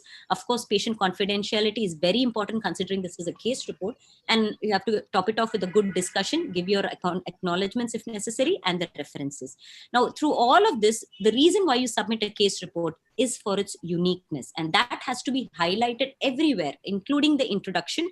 You'll have to put in an introduction about the topic and mention why exactly you chose this case report and how it is different from what is already existing in the body of literature. And in the discussion, you'll have to make an honest comparison between your study and the ones done before to bring about this uniqueness. So talking about journal ethics, now this International Committee of Medical Journal Editors, this is available online. You can just check the website. This is what all journals follow as a guideline for journal ethics. So if you just go into that, and if you're a first time writing for a case report, you can easily go to the left side. You can see preparing a manuscript for submission to a medical journal. They give you very clear guidelines as to how to write your article and how to frame it. So this will help you in writing the article. And once you've written the framework and you've given a first draft to it, you can actually check whether whatever you've written is sufficient. And how do you check? You have to check it with checklists. And like Sir said, Sundar Sir said, you have a lot of checklists available. This is called the equatornetwork.org. And depending on what kind of a study design you have all these kind of checklists like Strobe, Prisma, and a Consort. And these are for actually making sure that you have done everything that is required to finish your article. So for example, this is the CARE checklist for case reports. And if you see, it's a 13-item checklist. And for example, let's take the title, item number 1. It says that the title needs to have the diagnosis or intervention of primary focus, followed by the words case report, which means that your title should carry the word case report and it should have the diagnosis or intervention of the primary focus. So on and so forth. You can have a checklist, which will give you a good way of checking yourself before you put up the manuscript. It will give you a really good polish on your manuscript. And also remember to include as many flow plans as possible, especially in your methodology, because that way it gives you a good eyeballing effect. If a reader wants to see and get a good idea of it, the pictorial representation will be very useful. Give real clear flow plans, and your images should be of excellent quality. So documentation is everything in case reports. So images between 200 to 300 dpi are accepted, and you can see how clear and crisp the image is and how well it is placed without giving any clue to the identity of the subject. So basically, to sum it all up, you have an idea, you plan the study, you make the outline, you collect the relevant data, you construct the tables, and then you have what you call the basic manuscript. And with that, you check the instructions to the authors, the checklist, as I have told you, all of that, and then you have a presentable manuscript. With that, you send it to your co-authors for review, give them a deadline, and get back all the reviews. Once that is done, you have a third manuscript. And the third manuscript, you do a final word check, do a reference manager like Mendeley or Zotero or EndNote, whatever you do have, and give the final manuscript a good polish, and you submit it. So this is how it all works. So for example, this I'm just giving you, quoting a few examples. This is a case report of an unusual or a rare disease. This is an unusual presentation of a known disease. This is new methods of diagnosis, unexpected association between diseases, newer modalities of treatment. Now, these are all the kind of case reports that you can possibly give. Now, apart from this, you should also know that what exactly is the editor looking for. Okay, before you submit, you know from your side everything is all right, but as a final check, you should also know what exactly the editor will be looking for, and that is based on the Pearson's conceptual scheme. So the first thing they look for is documentation. Like we mentioned already, everything has to be done meticulously, and the material has to be put forth to the study. You have to have uniqueness in the study, which I have highlighted, and you need to have educational value, which means that what is the practical take-home point that a reader can take from that study. The next thing is objectivity. Like if you have a conclusion, you don't want to blow it up and say, oh, this does this, this doesn't. You'll have to be very objective with the way you present your results, and interpretation. You'll have to interpret it wisely and sincerely by comparing it with other studies and giving your honest interpretation. So this is how case reports work. Now let's move on to letter to the editor. Now letter to the editor is another way we can easily actually put forth our presentations or journals. So this is based on the disagreement. We basically disagree with the authors, and that is why we put it out. Now the rules are, you start off politely, you congratulate the authors, and then you highlight the inadequacies. You may disagree with them with the results or conclusion based on your own experiences, studies or based on the other studies as well. So here you have to be as short and crisp as possible. You have to give a brief introduction. If there is more than one disagreement, you number them or you list them out, and you can also agree with them on some factors, and that's completely all right. So this is how you do a letter to the editor. Now, what happens when you have sent them out, but you submitted them and then you reject? You have a heartbreak and you feel so bad. So let me just quote an exercise. This is one of the studies which we had published recently. We had initially submitted it to JAPOS, where it was rejected. We made the changes and submitted to OPRS, again rejected. Then we again submitted it to APJO, and for third time it was rejected. And we made all the necessary changes, and we finally sent it to IGO, and it was accepted. So this journey itself took 2 years in the making, but the main concept is to not take it in a negative effect, take it positively, make the changes and keep submitting it. And maybe when you find a relevant journal, you can take it. The next thing I wanted, in fact, it's the last slide, is to have role models. And I'm talking not about papers, I'm talking about people. Because when you have young publishers, you have to be, you get to be inspired by them, and this will push you and motivate you to publish further and further. So have your list of role models whom you want to be like, and that will again push you further. So thank you so much. This is my first slide coming back again. Start today, start now. There is no better date than today. So we hope to see a lot of budding people coming up with more and more papers. Thank you, Dr. Sharmila and Dr. Nirmal sir, for this opportunity. Wonderful talk to Shruti. Thank you, sir. Wow, fantastic. Thank you. Thank you, Dr. Shruti, for a very informative talk. For the next talk, we have with us Dr. Madana Gopalan. He is the Medical Director of the Eye Care, JB Eye Care and Retina Center in Salem. Blessed with hands for skillful surgeries in anterior and posterior segment, he has over 30 publications in index journals. He is a reviewer for reputed publications like The Eye, International Ophthalmology, and IJO. He is the joint editor of TJO SR. Madan, over to you for biostatistics basics. Thank you, ma'am. Thank you, everyone. Very good afternoon, all of you. At the outset, I'd like to thank Sharmila ma'am and the TNOA team for giving me this opportunity. So statistics, it's a confusing word to say the least for most of us. It was the same for me as well until I realized what the whole thing was about. Here, I'll try to put across a few basic ideas that could make understanding of the core concepts easier. The first step in statistics is collecting data and putting them onto a spreadsheet. So let's start there. The foundation is in getting your Excel sheet right. For example, if someone had asked me to do a project during my PG days, this is how my Excel sheet would look like. And I'm sure most of you would end up with a similar sheet. This makes sense to us, but it's absolutely meaningless for a statistical software, except for these 3 columns that have numbers. We need to bear in mind that a statistical software can read only numbers. So how do I make this Excel sheet readable? Notice the changes that I made now. These columns that had 2 options, male, female, surgery, yes or no, or outcome good or poor, they have taken the form of numbers. The whole column has become 1 and 2 or 0 and 1. This column that had 3 options, phakic, pseudophakic, or aphakic, has now taken 3 numbers, 1, 2, and 3. Duration that had many units like days, weeks, months, and years was brought down to a common denominator of days. Symptoms which were written down in words were broken into separate columns. So the entire sheet has only numbers, and now this can be read by any statistical software.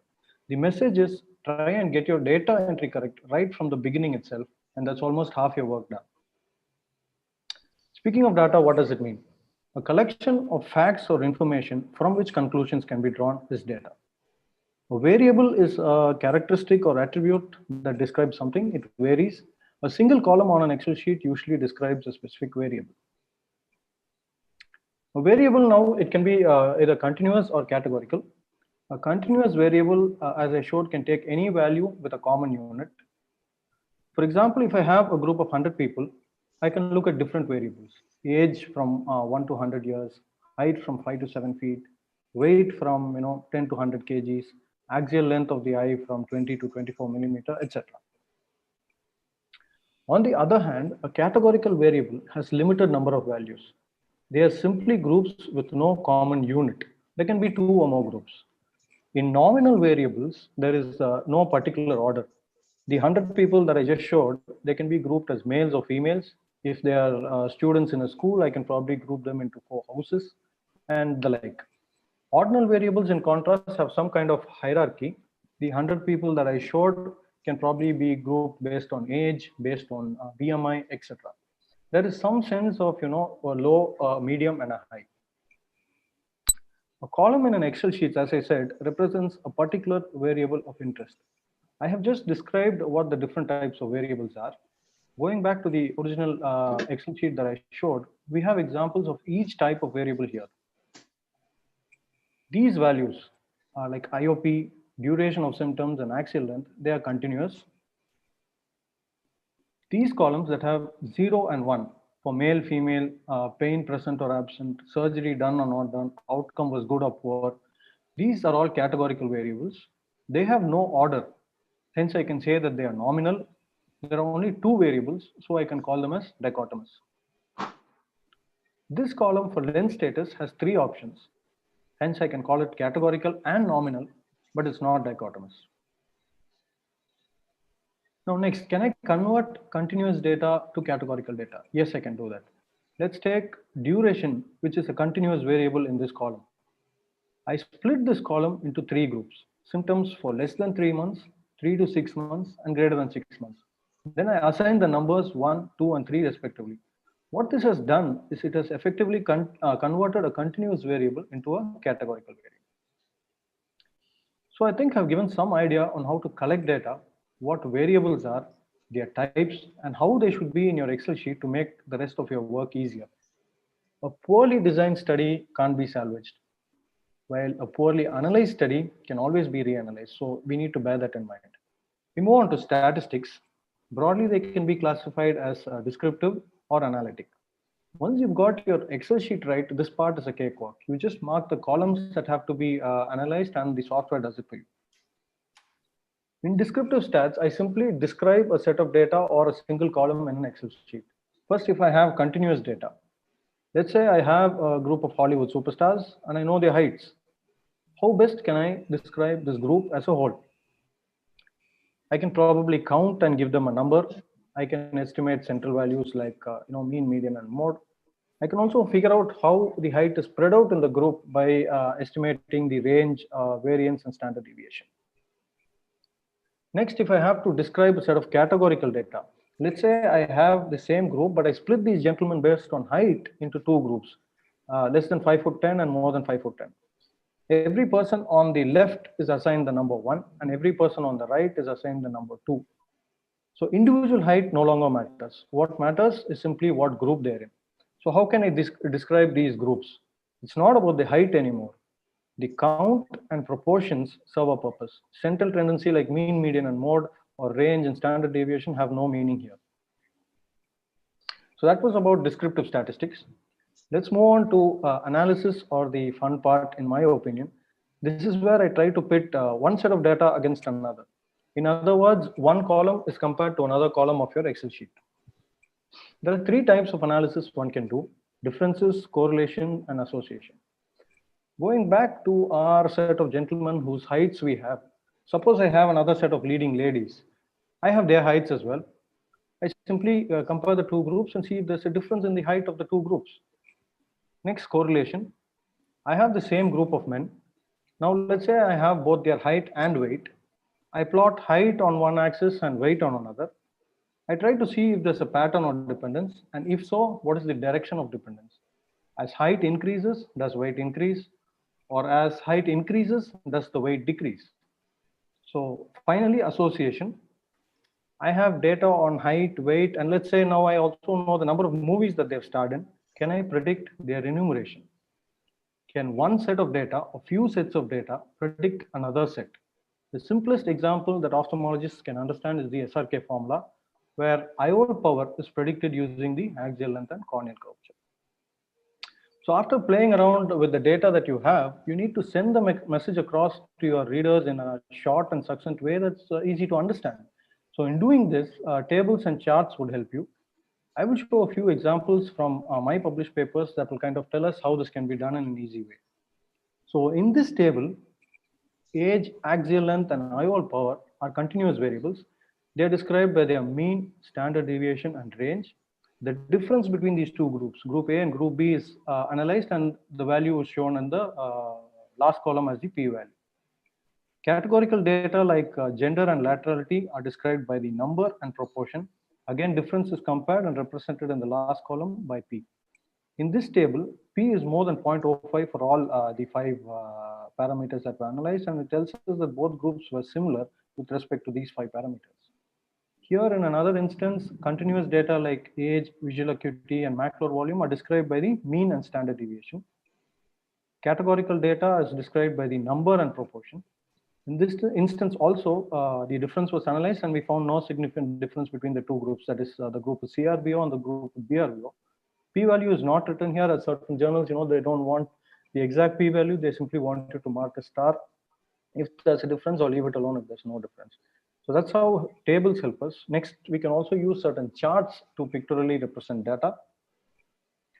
I'm not a big fan of these, but to begin with, bar diagrams and pie charts are familiar to all of us.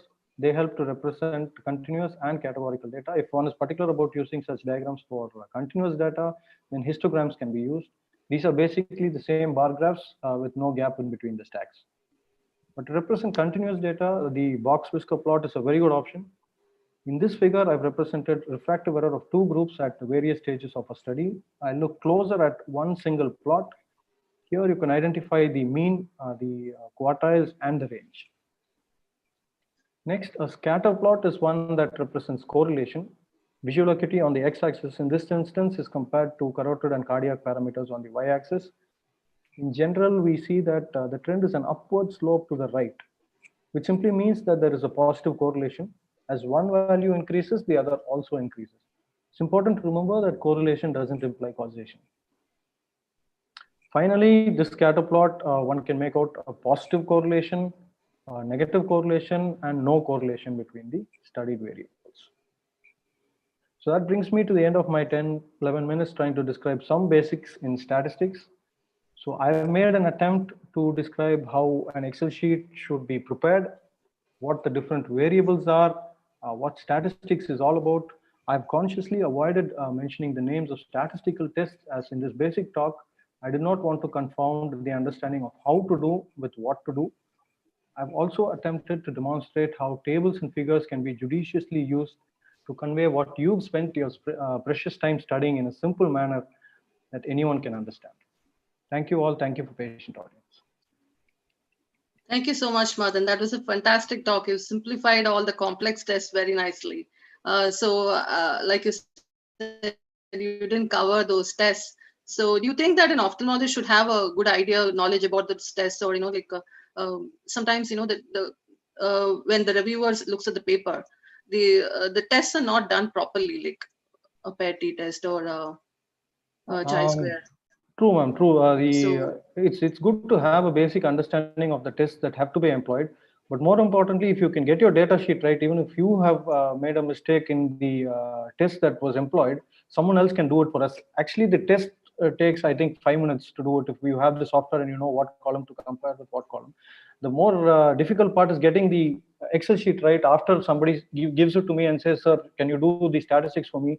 The trouble is in getting the Excel sheet right. So if that can be done properly, the statistics part is very simple. And of course, a working knowledge of the basic names would go a long way in helping us. And I think Prabhu sir will cover that. Thanks for nicely highlighting the Excel sheet. I think the postgraduates should approach a statistician even when they finalize the research question and to choose the sample size and things like that. Can we have Niranjan share the second, third, fourth questions that the audience can go for the answers?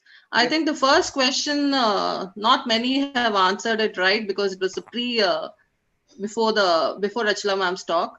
Can Niranjan share the second, third, fourth question? Yes, ma'am. I'll do it. Oh, there's a quiz, is it? Good. There's one question. The fastest finger on YouTube. Google Pesa. Very nice. So all of these are logos of different softwares used for the same reason.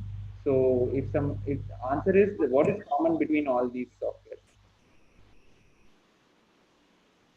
You can type type your answer in YouTube. Next question. The most suitable checklist for writing the randomized controlled trial would be A. Consort, B. Record, C. Scope, D. Moves, and E. Care. I think Shruti covered this part. Next question. So, of these, identify the true statement. One formula can be used for all study designs to calculate sample size. Calculating the sample size is crucial for determining the power of the study. No need for previous or pilot studies to determine sample size. Convenient sampling is the best method of sampling size. So just the option would be fine for the answer. A, B, C, D, whatever. Okay. Okay. Over to Siva for introducing the next speaker. May I now call upon the glaucoma section head, TNOA, Dr. Ronnie George, sir, for his talk on tips for reviewers. Sir. Thank you. I thank Dr. Sharmila and TNOA for the kind invitation. Can you see my slides? Yes, sir. Yes, Ronnie. So my work has been made easy by the previous speakers who have actually told you what you need to write in a book, in a paper. And a reviewer basically is looking at whether you have done that correctly. So the first thing that happens is you have received a request because the editor thinks that you're qualified to look at the paper.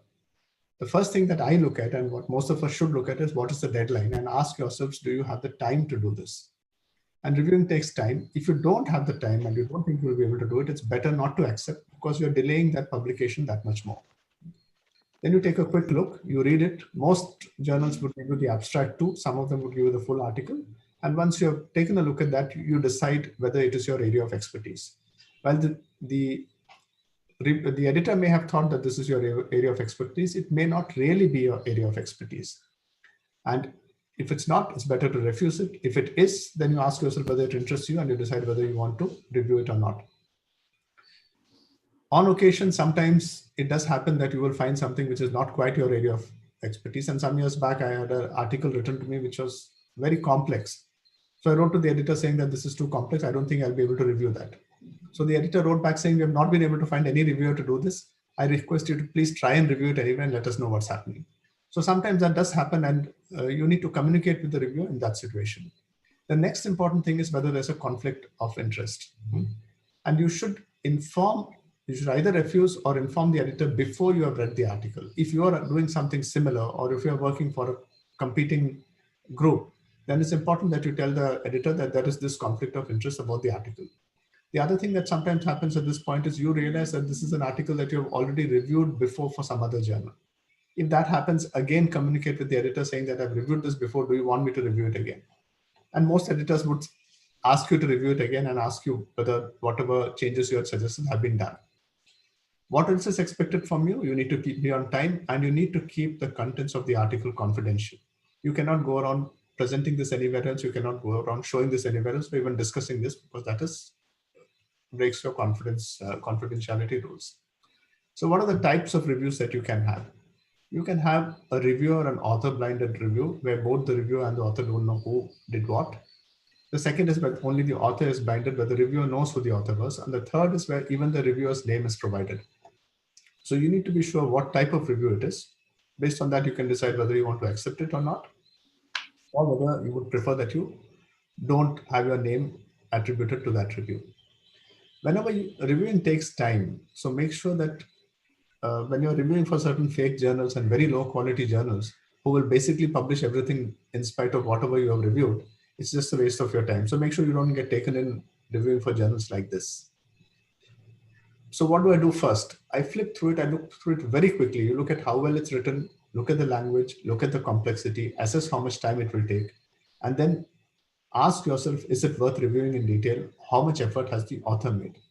Very often you will see an article which is really written so badly with no efforts at all, with no formatting, and which is basically just a hash job that if you want to review it properly, it will take you a few days. And you have to ask yourself whether it is worth it. And this is what I typically do. I do one of these two things. This one on the left is basically I've taken a printout of whatever article I was supposed to review. And this is essentially one of my own articles that I'm just showing you. And I sort of mark the areas that I need to confirm.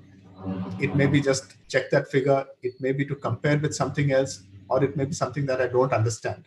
If I'm going to use a PDF copy to do it, then I've planned this out because this is an actual article which came to me for review. Then I use the comment tool, or I use the highlight tool to put down things that I want to look at. So in the first review, I ask what is the main question and whether it's relevant. Is there anything original? Is there anything new in the whole thing? Is it readable? And do the conclusions answer the main questions? Basically, are the results and conclusions consistent? Do they address the main question? And does the whole thing make sense? If they are radically different results from any other article, then Just found out what sound is that? There's some work going on outside, sir. Right, in your place. Okay. If some radically different results going on, you need to do a close scrutiny of the results. Also, very important, assess whether there are any major issues. The first is issues with data presented. So are your results section good? Is the adequate demographic information presented? Is the data clearly presented? And do the data agree with the conclusions? So you need to make sure that the data has no major issues. If there is nothing new, do you still need to publish this article? If there is something unique, it might be worth it. If there is some component of which it is new, you may still need to publish it. If a new analysis method has been used, it may still be worth publishing. But don't forget, something which is just repeating something which has been done many times may not be worth publication unless there is something that it will add to the literature. The other major issues are with very poorly written articles. If the poorly written article has an interesting finding, it may still be worth the effort of a major review. If there are methodological institutes, like for example, an improper technique, for example, suppose you have used an NCT to report data on a new glaucoma drug, that's an absolutely fallacious way of doing it. You should not accept that article. And of course, if the results do not support the conclusions, again, that's a major issue which needs to be addressed. Now you have to decide whether to accept, maybe accept or reject the article. This is only the first round, mind you. So there are a few articles which when you look at it itself, this is really good, you need to accept it. There are a substantial number when you look at it, you say this does not need to be accepted. But the majority fall in between, which is that maybe category. And in all these three sections, you still need to start working now. Your job is just starting. Now you do a detailed review, even if you want to reject the article, because you may be able to refine the paper. You may be actually able to suggest to the authors to collect additional data, restrict your information to part of the data only, or submit it to another lower impact journal with once you've gone through it. And once you've gone through it in detail, you may even change your mind and decide that that deserves a second chance. How can you improve the article? You identify problems, and very importantly, you offer solutions if you can. If you don't offer solutions, you've really not helped the author out. The process is you use a structured format for your review. So do it section-wise, provide page, paragraph, and line numbers, and number each point that you provide. For example, this is the way it would typically be. This is point number 5 and page number 8, para 1, lines 3 to 5. If the journal provides you with the line numbers, that's very good. The author state that so-and-so, whatever it is, and this contradicts what they've said in table 3. So each of your points should be in this much detail.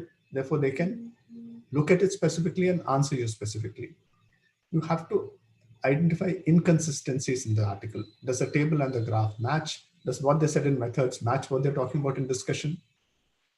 Does the abstract provide an accessible summary of the paper? Is it accurate? Look for contraindications in numbers. This is very common because especially if the paper has gone through multiple reviews, the abstract is sometimes not changed. Are the keywords relevant? Keywords are relevant because all future searches are dependent on the keywords. Is the paper too long or too short? And are the key messages accurate and clear? When you look at the detailed review, you also need to look at language. You need to assess whether it's readable. It is not the job of the reviewer to look to the language editing, but you need to figure out whether it's readable or not. And in general, if there are multiple errors, you can point out a few errors and suggest that you can go ahead and do a language review for this. And if there is a useful message, even if the article is badly written, you can suggest language review and resubmission. So what all do you look at? The introduction basically provides a rationale for the study, covers the recent literature, shows gaps in current understanding, and establishes what is new about your research and tells you the aim of the study. Make sure the introduction covers all this, and it should typically cover all this in 1 or 1.5 A4 sized sheets. What are the aims? Typically, this is given the last line of the introduction. should flow from the previous statements there, and you need to assess whether this is original. In the methods, is adequate detail provided? And typically a methodology section should provide enough detail to replicate the study. Is the method appropriate for the question that they're asking? Is what you need to do based on your knowledge of study designs. Are the definitions provided appropriate, and are standard guidelines for reporting followed, like the consort and other guidelines? So these are all things you need to have a rule out in the method section. Is there a formal sample size calculation, and are the sampling statistical methods described in adequate detail? This is again one thing which is very often not done. When you come to results, is all the relevant information provided? Is the data presented appropriately using appropriate tests? Are the p-values there? Is there duplication between tables and graphs? Is there any table or graph you could do without? And are tests or parameters that were looked for in methods described here? For example, they might have described 15 things that they checked, but in the results you have only 5. You would be interested in knowing why the other 10 have not been presented here. And this section should be very clear. It should be what happened and what was discovered or confirmed. There should be no opinions or speculation here. This is basically the results as they are provided. When you look at the tables and figures, each table and figure should be standalone. You should not need to go back to the text to figure out what is happening. Are they needed? Is everything described adequately, and is your data presented appropriately? Look carefully at images whether any manipulation has happened, because this is one of those sources of issues now. So I'll just show you this one table from a paper of ours, and basically the title looks okay. The N is something that you should look for in every table. You should also look for measures of dispersion like the standard deviation or the IQR. You should look for 95% confidence intervals. You should look for the p-value and see whether this is not standalone, because RA per DA is not qualified as what RA and DA are. So you'll have to go back to the paper to see what RA and DA are. All abbreviations should be provided for. And here again, this is wrong, because this is actually rim area by disk area, which is a ratio, and you should not have a unit. So each of these things you should have looked for in every table. So when you look at a graph, the titles are looking okay. And this is good because it's a regression line. They're giving you the actual equation. They're giving you the R-square value, but they put the p-value as NS or non-significant. Well, actually you should have put down the actual p-value. And these are things that you will need to look at every table and every graph. When you look at the discussion, is there adequate discussion in the results, their interpretation, comparison with previous relevant literature? Have they introduced any new data here that should not be here? It should be in the results. Are the differences in the study adequately discussed and interpreted? And are the limitations considered? Like Dr. Redman and everybody said, it's important to talk about your limitations. And most importantly, does the discussion also justify what they conclude? In the conclusion should reflect the aim. You should agree with the conclusions, should be represented by the data provider. So these are the 3 things that you need to make sure in the conclusion. Again, important that you look for plagiarism. Do you recognize any issues? Has anything with similar data been published? Does the text look familiar? So a couple of years back when I was reviewing an article, I saw 1.5 pages which looked very familiar to me. And when I checked, I realized it was copied exactly verbatim from a paper I had published earlier. So this is something that happens. Sometimes it's more obvious, but journals now check for plagiarism, and you should also look. When you suspect plagiarism, inform the editor, because they can check using software. Don't write that to the author, because the author may not actually have plagiarized, and you should not make unconfirmed accusations. References, are they adequate references? Are there too many? Is there secondary referencing? Secondary referencing basically means you want to quote an article which has actually spoken about it, but you quote a second article which has referenced the first article. That is not something that you should be doing. Is there too much self-referencing? Have I referenced only my articles and nobody else's? Or have I systematically not referenced articles which have a different opinion from mine? So this is something you need to watch out for. So the type of review that you're asked to submit is sometimes structured or unstructured. So your review structure is basically the first paragraph is a summary of your goals, methods, conclusions as the author planned. Be positive and compliment what has done well. Don't be negative to start with. The second paragraph is whether you consider it interesting, relevant, do you think the methodology is appropriate, and do you think the results justify the conclusions? Use simple language and avoid non-standard abbreviations. This is basically what the editor is going to focus on. Then each point you review on a point-by-point basis, and you give a recommendation. Accept the way it is, except with minor revision, usually minor errors of information, removal of figures, etc. Or except with major revision, which means major rewriting, reanalysis. many additional references or additional experiments, or you could say revise and then re-review. And you need to specify whether you would consider looking at the paper once these issues are dealt with, or if you don't like, then reject. So you have to specify each of these. Some journals don't want you to specify whether to accept or reject, or just give your recommendations. The confidential comments to the editor is important. You can give recommendations if there is no other specific space provided for it. Mention your major concerns. Mention why you think a potentially flawed article should be published with revision. Be very clear about any unethical issues that you think are there. And don't be very positive in the review and then recommend a rejection to the author, because that's not fair. The author has to do the dirty work. The editor has to do the dirty work. When it comes back to you with the comments from re-review, just check whether the authors have done what you wanted. They won't agree with everything that you do. If they are reasonable in their arguments as to why they're not agreeing with you, then you can go ahead and accept it the way it is. So in summary, agree to do a review if you have time and interest. Do a detailed review. Very important to be kind, because people have put time and effort to do what they're doing. And you also learn from the review process. Good reviewers ensure good articles, and it's important that you take this seriously. Thank you.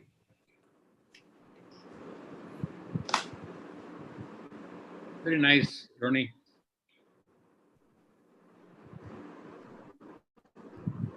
Sharmila ma'am, I think you have to unmute. Thank you so much, sir, for all those inputs. We have our young and enthusiastic reviewer. He's a very critical reviewer, Dr. Naveen Radhakrishnan. He has a question for you, sir. Good afternoon, sir. Thank you, ma'am, for including me in this. My question is how to balance between being a critical reviewer so that our readers do not lose the hope or lose the interest in our journal, versus being kind and encouraging to the author so that they publish.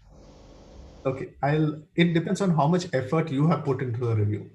I have received critical reviews which are 21 pages long.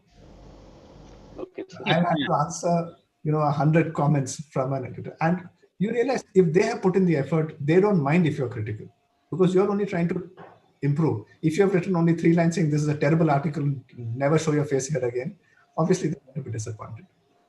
So your effort shows. Thank you, sir. Absolutely. So we have just one more topic to go, and then we'll have just 10 minutes for panel discussions. So can you introduce the next speaker? For Biostatistics Advanced, we have with us Dr. Prabhu. He is a vitreoretina consultant at Arvind Eye Hospital, Chennai. He has interest in innovations related to VR surgery. His name has become synonymous with XNet, a device that is commercially available and is accepted for publication in IJO. He has over 40 publications. He is the associate editor, Retina, IJO, and he is the joint editor, TJO-SR. Prabhu, sir. Thanks, Dr. Sivagami, for the nice introduction. Thanks, Dr. Sharmila and team for including me in this wonderful webinar. I think Madan has covered most of the points in biostatistics. I think my role would be just to stretch each and every bit, and then sort of revise, recap, and make people understand the concepts of biostatistics. I'd like to add few points in how to write an Excel sheet, which Madan has covered very well. Normally we tend to, as Madan said, it's very important that Excel sheet that you prepare should be software friendly. It should be read by the software, not by the, it need not be comfortable. You need not be convinced by, looking at the Excel sheet. It has to be software friendly. That's, that's kind of the, thumb rule you can say. And normally we tend to, say, let's say, when you are talking about the OCT findings in a study, I have done OCT findings and then say pre-op in the second row, intra-op, post-op, whatever you call it. So all those things are not really going to be useful when you, push it to the statistician. In fact, many statisticians say that it takes, more time for them to, rework on your Excel sheet rather than analysis. That's the hidden truth. So we all should know how to write an Excel sheet. That's kind of the first step in research, I would say. So with that, we'll sort of revise each and everything what Madan has covered. This data and variable Madan has covered very well. I would say when you look at the Excel sheet, each and every cell that you look at is the data. Variable is the column. Each and every column is the variable: age, gender, vision, macular thickness, etc., are the variables that you are looking at. The next important thing, as Madan said, you need to understand whether this is the variable that you are dealing with is a continuous variable or categorical variable.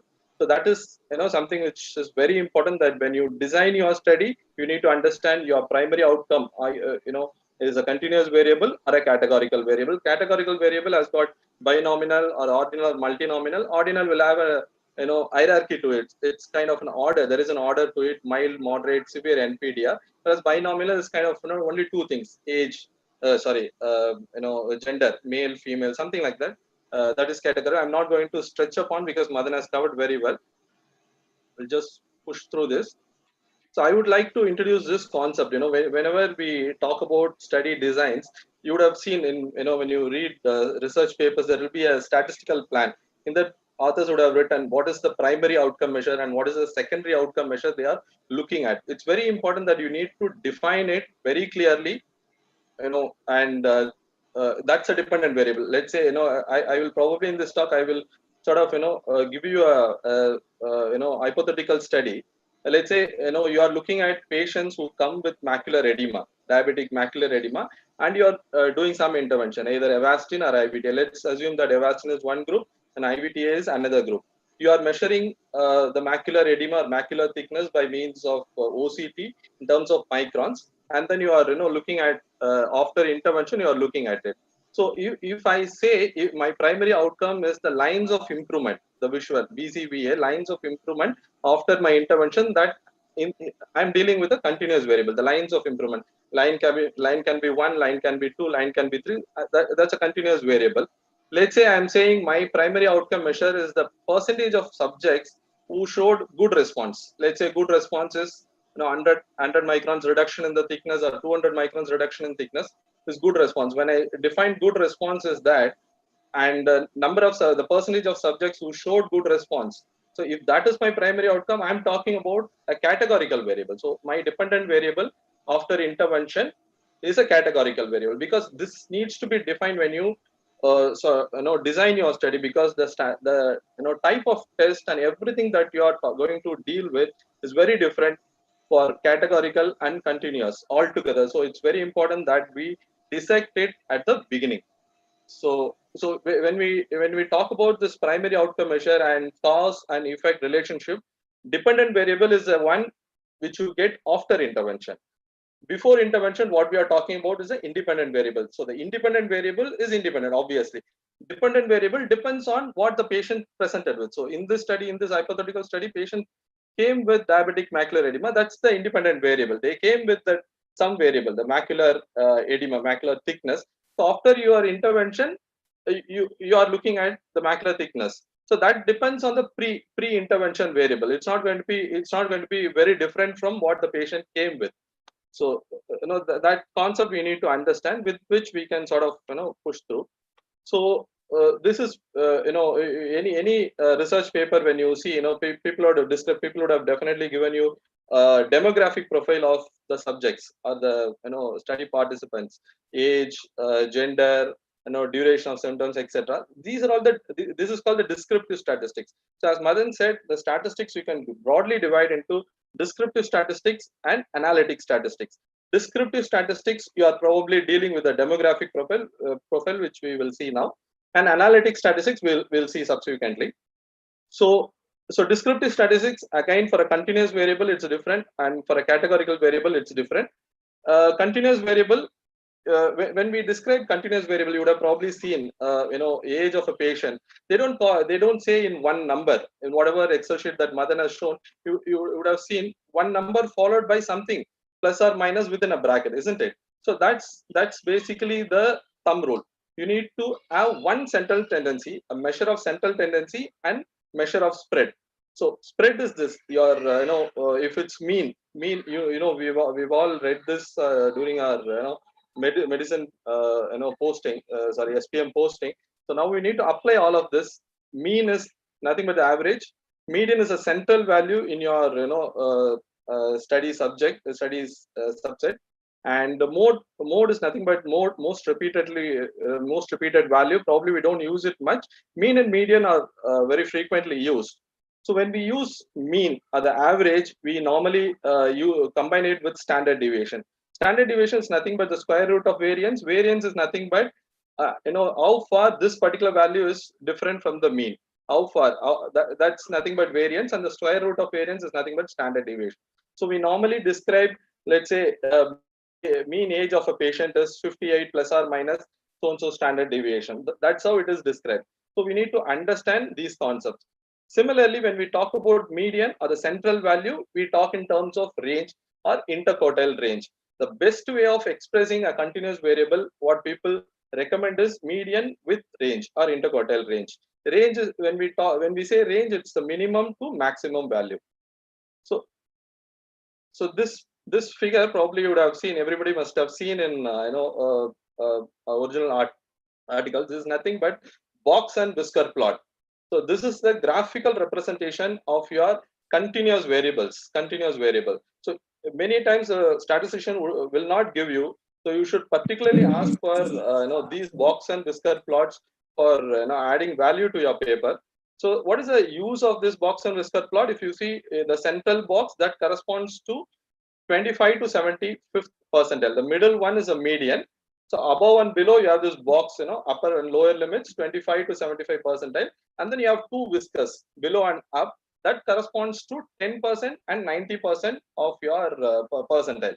So there is something called outliers that we need to look at. Sometimes these outlier concept is something which we need to know when we deal with data, because sometimes let's say I'm working on retinopathy of prematurity, and then I'm feeding the post-conceptional age. Let's say I'm saying 37 weeks and 38 weeks, 34 weeks and 32 weeks. For one particular patient, if I let's say it's human human error. If I say 370 instead of 37, that becomes faulty data. That can sort of skew your entire value to one direction. So we need to, that can be identified. If you get this box and whisker plot, you can identify above or below the whiskers, you will see some data lying. So if you find too much of cluster of data above and below, that means definitely there is something going wrong in your Excel sheet. It's a good idea to revisit your Excel sheet and identify where things are going wrong. The most common error is it's human error. So somebody would have written something wrong. So that probably you need to relook at that particular patient, and then probably you'll have to decide whether to repeat the test, or decide to retain or drop the data. That the authors have to decide. But it's important that you need to understand this concept of outliers when you are dealing with huge data. So what is the way? What are the ways that you can identify these outliers? One tip is when you have mean and median which are very different. You have a mean of 200 and a median of 600 or 700. Then you should start suspecting there is something going wrong. There is somebody who is skewing the entire data to one direction. You should understand that. Then if your standard deviation is larger than the mean or greater than half of the mean, let's say if I'm saying the age of this particular group, mean age of this particular group is 50 plus or minus 110, you should start suspecting there is something wrong, isn't it? So it cannot be. So something like that, if your standard deviation is very larger than the mean or greater than half of the mean, then you should start suspecting outlier, and you should revisit your Excel sheet and identify the error happening. So that's about the categorical, continuous variable. Then we'll move on to the categorical variable. This is very simple. When as I said in that hypothetical test, if I'm talking about the percentage of subjects who showed good response, percentage is best expressed as proportions. The categorical variable. That's a categorical variable, best expressed as proportions. And the best way of graphically representing is bar diagram. Pie chart is generally not recommended. So with this, we will move on to analytic statistics.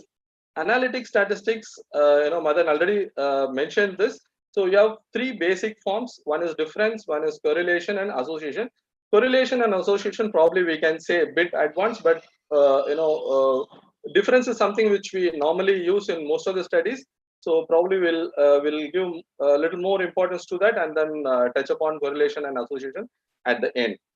So difference between variables. So already I said this is a concept, cause effect relationship. We are talking about independent variable to a dependent variable, and dependent variable, you need to define your dependent variable, which is a primary outcome measure, whether it's a continuous variable or a categorical variable. Then we need to understand this concept. Your continuous variable, is it normally distributed or not normally distributed? So what is that normal distribution, normalcy? So this curve, or Bell's curve, we're all quite familiar, isn't it? So this bell curve will tell you whether your data is following a normal pattern or not normal pattern. So there are some tests to statisticians generally do this Shapiro-Wilk test and Smirnov test to identify your data is falling into normal or not normal distribution. So yes, let's look at this. So you see the middle line is the mean, and on either side you have the first two lines that corresponds to one standard deviation, and and then you have the second lines that corresponds to two standard deviation.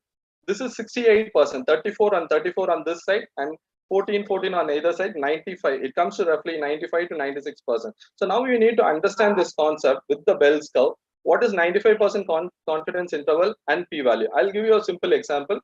When you are repeating an experiment 100 times, you are repeating the same experiments with same hypothetical test. Avastin, you are giving Avastin for one group of patients and IVTA to another group of patients, and you are repeating, and you have found out that Avastin group do better than IVTA group. That's an inference you are getting, and I'm repeating this test 100 times.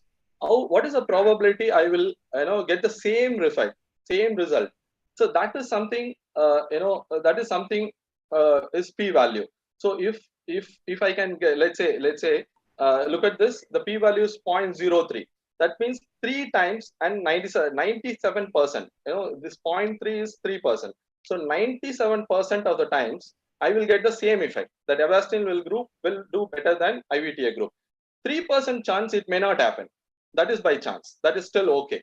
So we are accepting it. So up to 5%. If we say my p-value, for this particular test, my p-value, let's say less than 0.05 is statistically significant. That means I am okay with 5% chance. 5% can occur by chance. I am okay with that. Some tests you will see 0.01 is what they call statistically significant. That means they are accepting only 1% chance. At 99% it should be the same. No, that's what statistically significant or not statistically significant means. And then we need to understand this concept of confidence interval.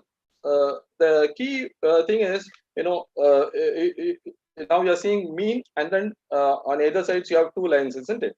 So two standard deviation. 1.96 is the key, they say, if you want to calculate. Let's say I'll tell you, in this group, Avastin group, you see this is the mean and standard deviation, and IVTA group, this is the mean and standard deviation, 522 plus 143. So if I calculate, if I double this 143 and then add to this 522, I'll get the confidence interval on either sides at IVTA group, macular thickness in the IVTA group. So when I do that, so this is the 95% confidence interval. So basically mean and either sides you have two standard deviations. So what I get is, this is what I get with this value. Let me just go back and mention it again. Avastin group, my central foveal thickness is 365 plus 123. Mean and standard deviation, I'm just doubling it, 123 plus 123 and adding to 365. And so to get the, I add I double it, add it, and then also subtract it so that I get the standard confidence interval. Similarly, I do for IVTA group. So I get this number. For Avastin group, my confidence interval is 124 to 606. For IVTA group, this is the confidence interval, 242 to 802. So this is my confidence interval. So you can see from 242 to 606, there is an overlap.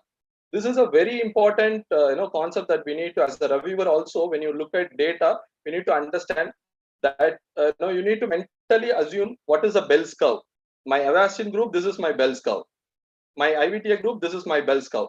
And then imagine what is the overlap between this two Bell curves. So look at the this picture. You look at the bottom curves. both are very different. If somebody says it's significant, statistically significant, you should agree with it, isn't it? So there is no overlap. The top curve, there is too much of overlap. That means, there are a lot of similarities. So if somebody says it's very significant, then you should start suspecting. This is the concept behind it, the confidence interval. So to sum up, it's not one number which is very important. Sometimes you will see two means that are very close, but not statistically significant. So sometimes you will see two different. I think I just confused you. Sometimes you will see two different means, 100 and 200. It may not. You may think that it's very significant. It may not be. Sometimes you will see two different, 200 and 202.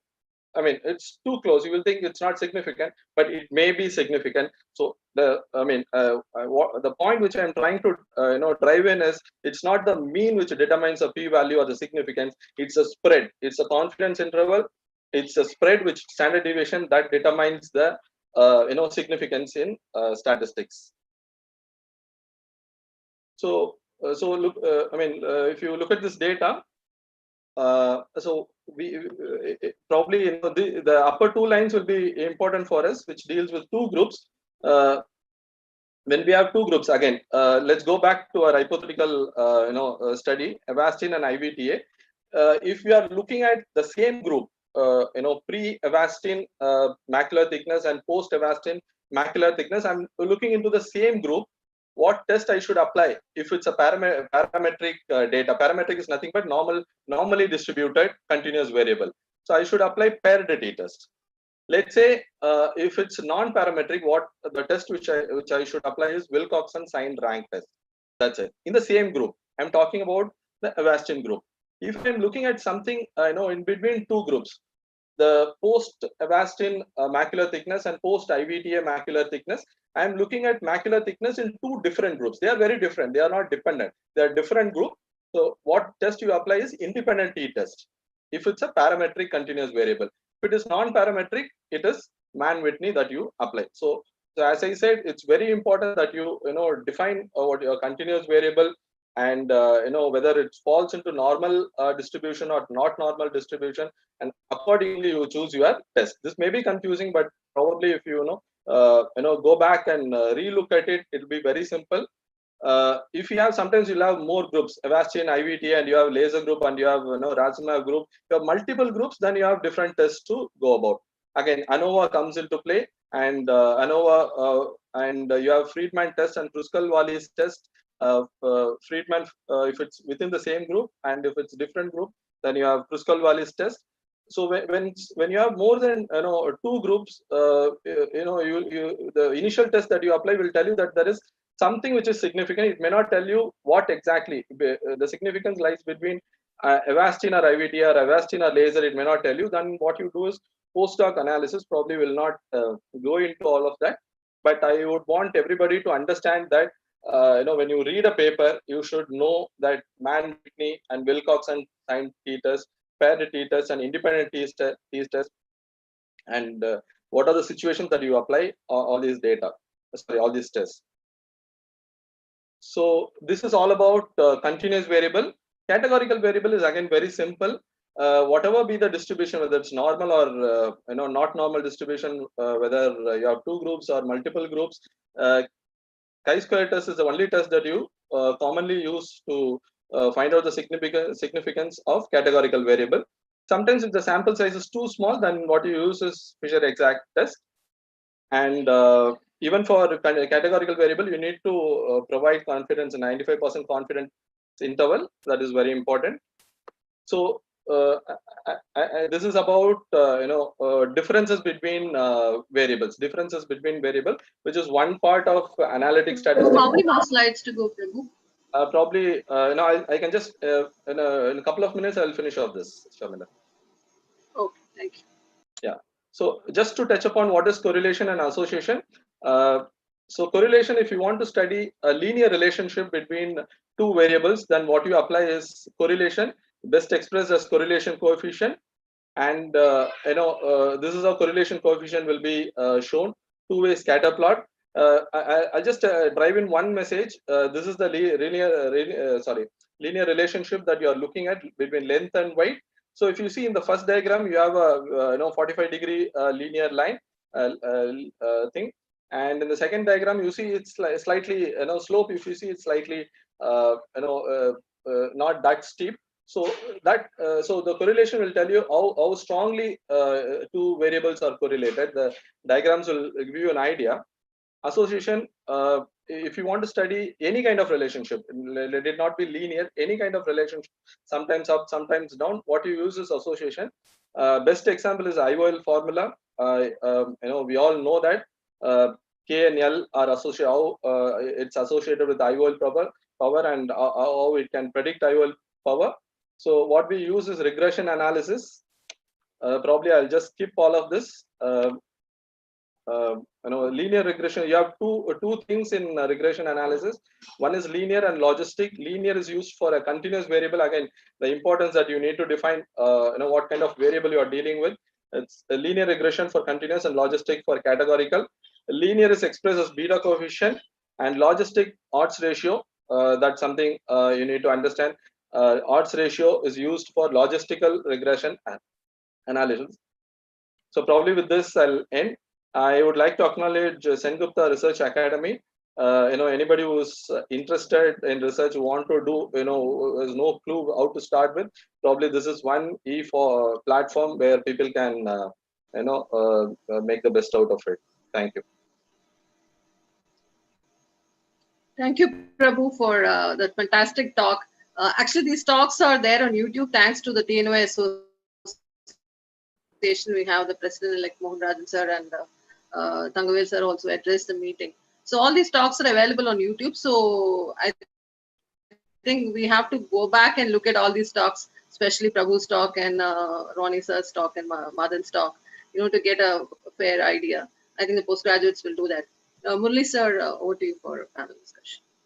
Yeah, I think we have had a fantastic session. I think all the talks are really informative, and I think for people who are listening in and willing to write, planning to submit articles, I think definitely gives a lot of insight into how to go about the various aspects of article submission and so on.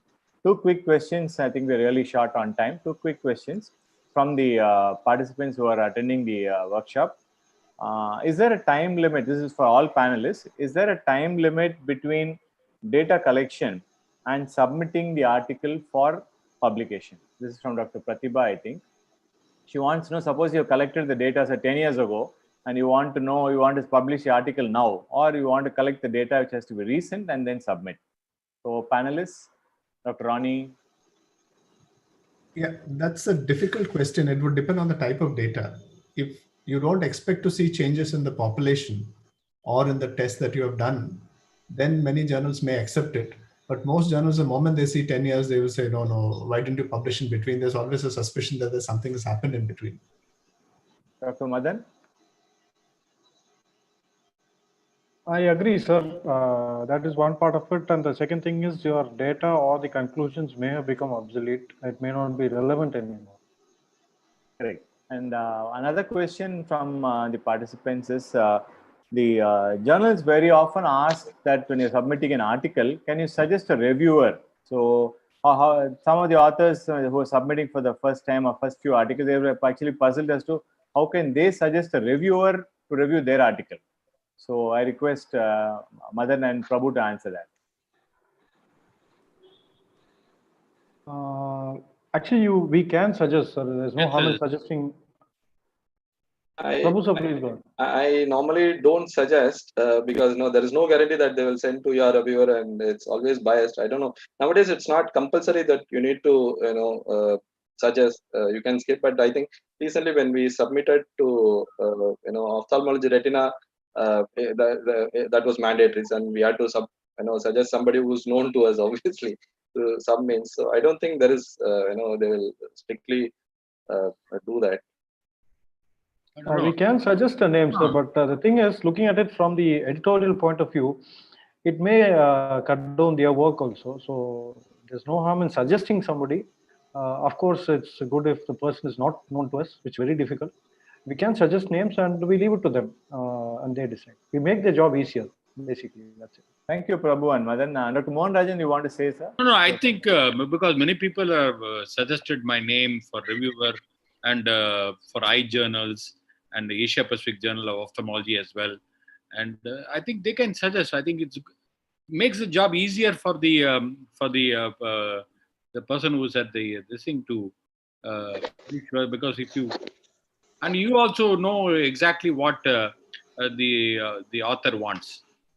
So I think known person, nothing wrong in doing that. Ma'am, would you like to add anything? You've been in charge of MMS for a very long time, allocating it to reviewers. Rachla, ma'am. Felt was there's no harm because many of them prefer certain reviewers because they're more comfortable. They have got some guidance from them as a mentor and taken some input from them when they are designing the study and all. So they have given some preferences, but I wouldn't guarantee that I would definitely send it to that particular reviewer. We could send it also. I think you left there's no harm in suggesting. There's no harm suggesting it. I think you left the cat out of the bag, so saying that there is no compulsion that you should send it to the reviewer which the author has asked for. But obviously, there could be a bias in what the author and the so-called reviewer could have a collusion into making sure the article comes into print and so on. So, and I think both the talks by Madan and Prabhu and Ronnie, the second part of our webinar now, are really excellent. I think many of us didn't really have the time to look at every aspect of the talk, and before it, like Sharmila was pointing out, you can look at the YouTube videos and get the information again to go back and recap what they said.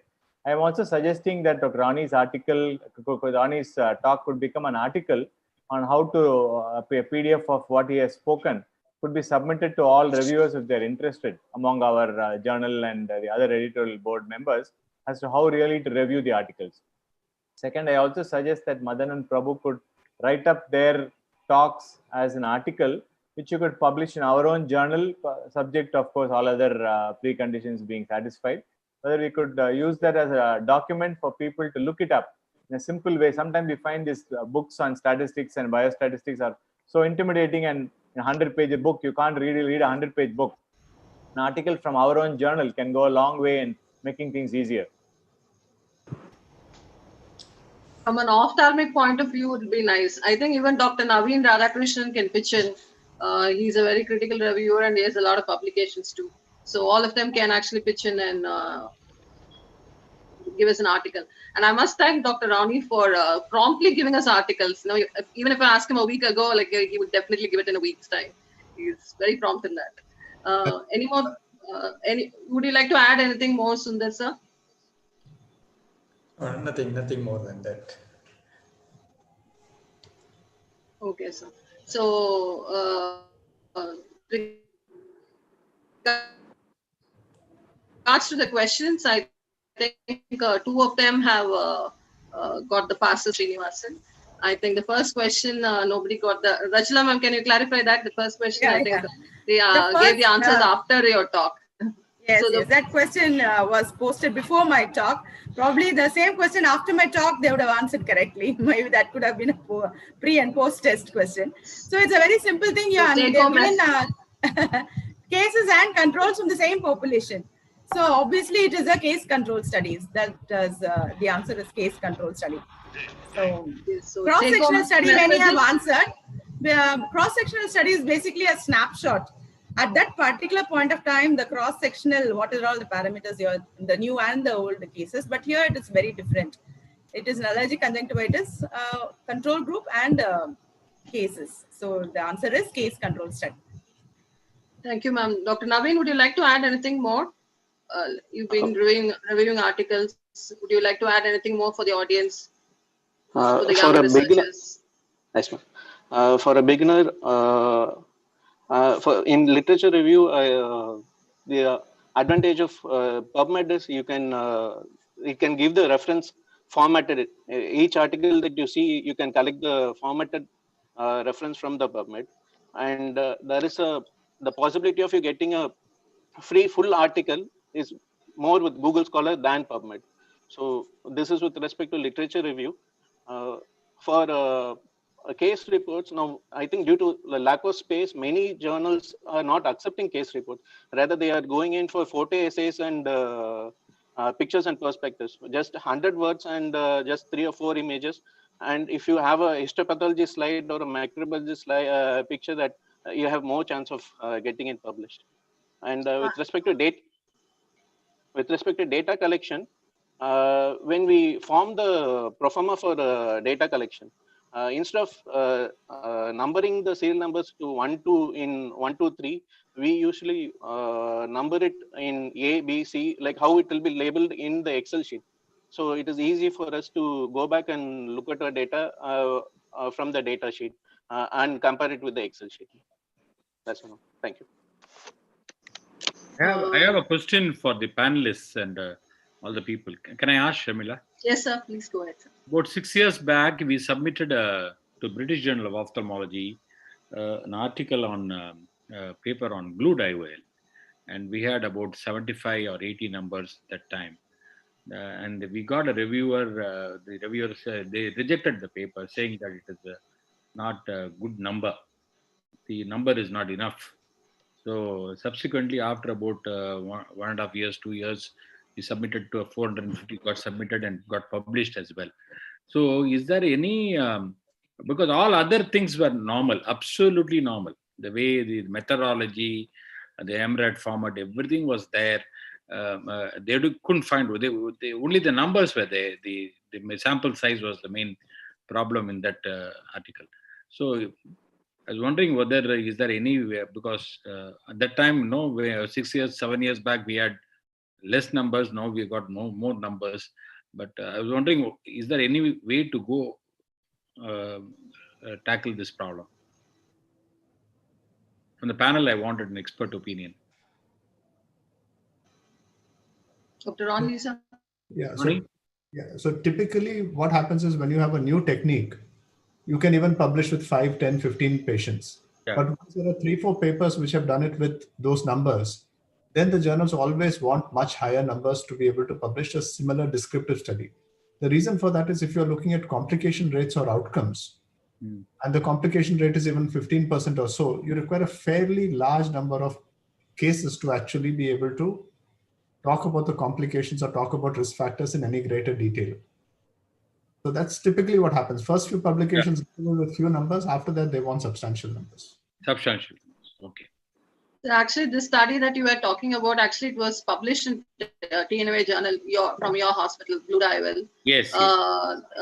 Thing is, like, we were looking at it from another point of view, like Blue Dye Oil is usually done by the Agarwal's group. So how is this working in other people's hands? So we were looking at it like that, and so it was an interesting, although the numbers were less, it was an interesting point from our perspective.